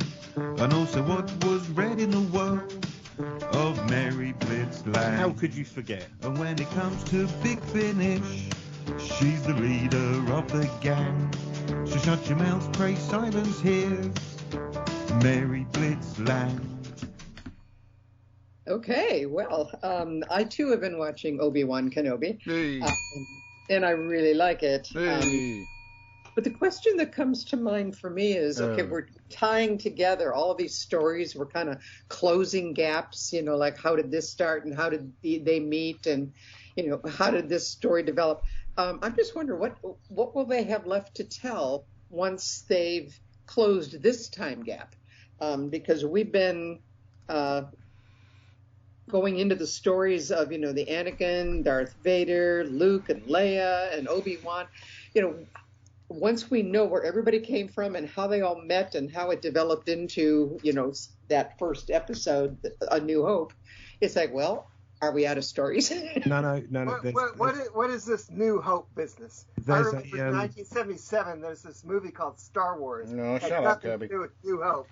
Mary, there's actually, it's been George Lucas has said actually that there is a Thursday lunchtime that they haven't covered, which they Well, that may be all that's left. Yeah, no, it is. It's the Thursday lunchtime. It was spaghetti carbonara, I think. For Kirby's information, A New Hope is the title of the first Star Wars movie. No, it's not. Its only title was Star Wars. I tell you what, Kirby, you're lucky Debbie's not here because I'd be setting her on to you at this stage. Carry on. I'm just being pedantic. Yes, no, well, no. Okay. Yeah, but and I'd be willing to watch all the Star Wars movies except that group of three that features, oh God, who's that awful character? Jar Jar Binks. Jar Jar Binks, thank you. See, the thing is, you can miss the first two, but the third one is actually go into about an hour into the third one. You can watch it from there, and you don't miss anything. That one is great. Gives you 5 hours. He absolutely ruined those movies for me. Absolutely. Yeah. Anyways, and I've been watching, actually buzzing my way through a series called The Staircase. Yeah, Deb's been watching that. Yeah, the thing is, it is so drawn out. It's like 120 episodes that could have been reduced maybe to 3, because I think it just goes way into too much about other people and their involvement and all this. But the story itself is riveting, but I think they just stretch it out way. Well, it's interesting because I watched the documentary about the actual murder, and that was just 1 hour thing, and that was they included everything and the actual thing, the pictures from what was there and the evidence and stuff like that, and that was all I needed. I don't need to watch a drama about it after having watched that. Oh. Yes, sometimes these dramas, do a good job of fleshing out a documentary like that. But no, this one goes way over the top. So when I do watch it, because I do want to know how they conclude it, I just kind of keep, bzz, okay, now we'll watch this scene. Okay, now go on to the next thing that looks interesting. But I'm not really watching it. In terms of what I've been listening to in Big Finish, I highly recommend one CD set called The 10th Doctor and River Song. That's its title. Okay. 10th Doctor and River Song. The very first story is a masterclass on how two people, because the first story is mostly a two-header between David Tennant and, boy, I'm doing bad at names here. Catherine Tate?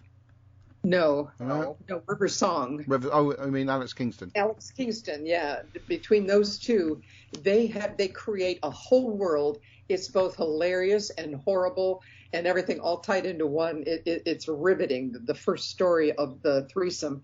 And the second story is also really good. I haven't heard the third story on the CD yet, but I highly recommend that CD, because Big Finish thought that they wouldn't be able to do any more 10th Doctor stories, but this was during lockdown, when after they had done several sets with him. And then it came to light that he was still available, and Alex Kingston also notified them she was available if they wanted to do something. So they quick wrote these stories, and they're amazing. They're just amazing. The other thing I've been listening to is a series of companion chronicles. These are stories told by the companions about their adventures with the doctors, and there's many, many, many of them. But there's a series that ties together. It's all Zoe Harriet, whose memory, as you know, has been erased. But she's been brought in to by this inquisitor that if she can tell certain stories to give, in quotes, the company certain information, then she may, they won't, they're going to kill her if she doesn't do it. So under duress, over a series of 4 different recordings, she is either chemically or psychologically induced to remember certain stories. And it's interesting. I'm about to listen to the 4th one, and I'm very intrigued by it. And the Inquisitor is played by her daughter. Oh, wow. Yeah. But my only problem is that there's times when they sound so much alike, it's hard for me to know who's talking, but it all comes out in the end.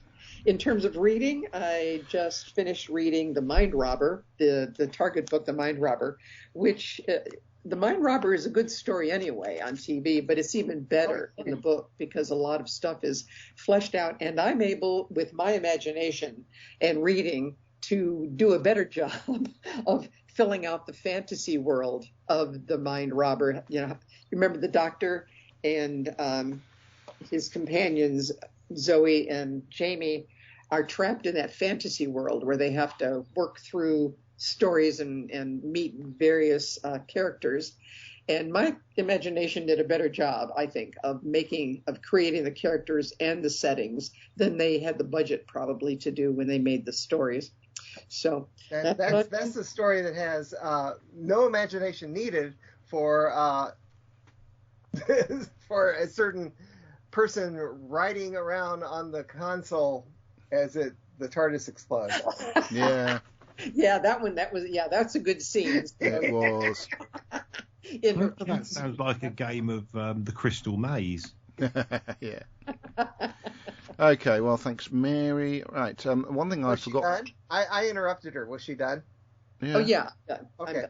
Do you remember I've been sort of saying in the last few episodes that I was really excited about the opportunity to go and see a convention called Destination Star Trek at the ExCeL in London, and seeing William Shatner and stuff. No, got an email off Yeah. them saying they'd cancelled the event. What? Because Paramount said, nope, only one event of this type in Europe, please. So they decided to keep their event in Germany for some reason. So they cancelled it. But to try and appease the fans, they, instead of giving refunds, automatic refunds for the event that they cancelled, they automatically moved all the tickets to an event called London Film and Comic Con from the 8th to 10th of July. Now, I can't go on the 9th and 10th of July because I'm working and stuff, but I've managed to get the 8th off, so I've managed to get the tickets shifted to the 8th of July. So now we're going to London Film and Comic Con. The disappointing part of that is that most of the main... What? No William Shatner, right? Well, he's on the guest list at the moment, but they got loads of fab people going on the Saturday and Sunday, like Julian Glover and Bernard Cribbins and Robbie Coltrane and Henry Thomas. Just picking out some names here. Pardon? Julian Clary. I think Henry Thomas is actually there on the Friday. Peter Purvis, who I've already met, so I'm not that bothered. Maureen O'Brien, Philip Glenister, Zoe Wanamaker, Katie Sackhoff, Sylvester McCoy, Tony Blackburn, to name but the few. There's one more list here, and it's David Bradley, who I really would like to meet because I missed out at Wales Comic Con because he was there on a different day. Julian Glover, like I said, and so all these people are going, but sadly most of them aren't going on the Friday. So we've got Christopher Lloyd, Clark Gregg. Who else we got? Christopher Lloyd beats the arse of everyone else. He does. I'm just hoping he goes. Deb's gutted because Aidan Turner was going or the whole weekend, and as soon as we went to book a ticket for his photo op, he moved out of the Friday. And William Shatner. There's a Christopher Lloyd, Clark Gregg, William Shatner, and someone else. I can't remember who it is. So it's a bit disappointing when you've got people like Andy Serkis and Mickey Dolenz is going. I was tempted because obviously I do like the one of the monkeys. Hey, we're the monkey. He sung a song called "Take the Last Train to Clarksville." What does it have to do with all of this? I don't know. I don't know. Doesn't bring the pox with it. He produced a TV series called Metal Mickey a few years ago, and Metal Mickey is sort of quite iconic in the world of Comic Cons. So, but yeah, we were thinking about that because he's quite iconic, and I think he's only one of. Is he the only monkey that's left alive? I think so. No, I think there's two, isn't there? I think there's two. I think we're Peter lost Tork two. dead, isn't he? Because Mike Nesmith has died, and so's Davy Jones. Davy Jones is died. Yeah, and Mike Nesmith died last year. But anyway, so that's who's going. But yeah, you're right. If Christopher Lloyd stays on the bill, William Shatner stays on the bill, and who's the other one? Oh yeah, and Clark Gregg, because obviously he plays Coulson in the Marvel universe. Then we'll be quite happy, but yeah, it's quite sad. We had a great big. This is the list we originally wrote down: Christopher Lloyd, Clark Gregg, Robbie Coltrane, Andy Serkis, Aidan Turner, Robert Englund. Oh, he's going, but I don't think he's now going on the Friday. And we really wanted him because he's in Stranger Things, and it's the one that Isabella really wanted to have. Spoilers. When she realised that he was also Freddy Krueger, and it doubled her interest. Bernard Cribbins, of course, because you're not going to get a lot more chances to meet Bernard Cribbins, are we? Mickey Dolenz, Hannah Murray, whoever she is, and Jerry Ryan. Robert Picardo was on the list. I actually had a picture with him, but even he's fallen off the Friday slot now, so I would expect to get some sort of refund. You've got to wonder what's going on the Friday, mate, haven't you? Yeah, not a lot if people keep on dropping out. I feel as if I should write to them and say, what the f***'s going on here? But they do. It's the trouble with guests that, they move their availability around. But so I'm keeping my fingers crossed. If I can get William Shatner, that's something in it. And Christopher Lloyd. Master? Yes? Did you say that you are getting Paramount Plus eventually? There has been rumours that it is coming to Britain. If it does, I'll be getting it. I hope so, because it is so hard for me to keep from spoiling. Well, just don't. It's not a difficult thing. New Worlds, because oh my goodness, you mentioned. All right, all you got to do is say it's good. You mentioned Kirk or Shut up. Shatner. La la la la la la la la. There's so many. Shut up. Great. Ben, tell him to shut up. References. Kirby, shut it. Right, so next week I have nothing other than podcasting on my agenda, so we can do End of Time Part 2. And then the week after that... We can do Obi-Wan Kenobi Part 4. No, it's the beginning of the Matt Smith era. And, of course, Ben's favourite part, the Moffat era, which will go on for quite a long time. So, is this where the podcasts get really, really quick? We hope that... I've always been trying to get the synopses a little bit quicker and sharper, but, We've been going for 2 hours and 15 minutes. Yeah, but that's because we were talking about other stuff, and that's acceptable. Isn't it, Ben?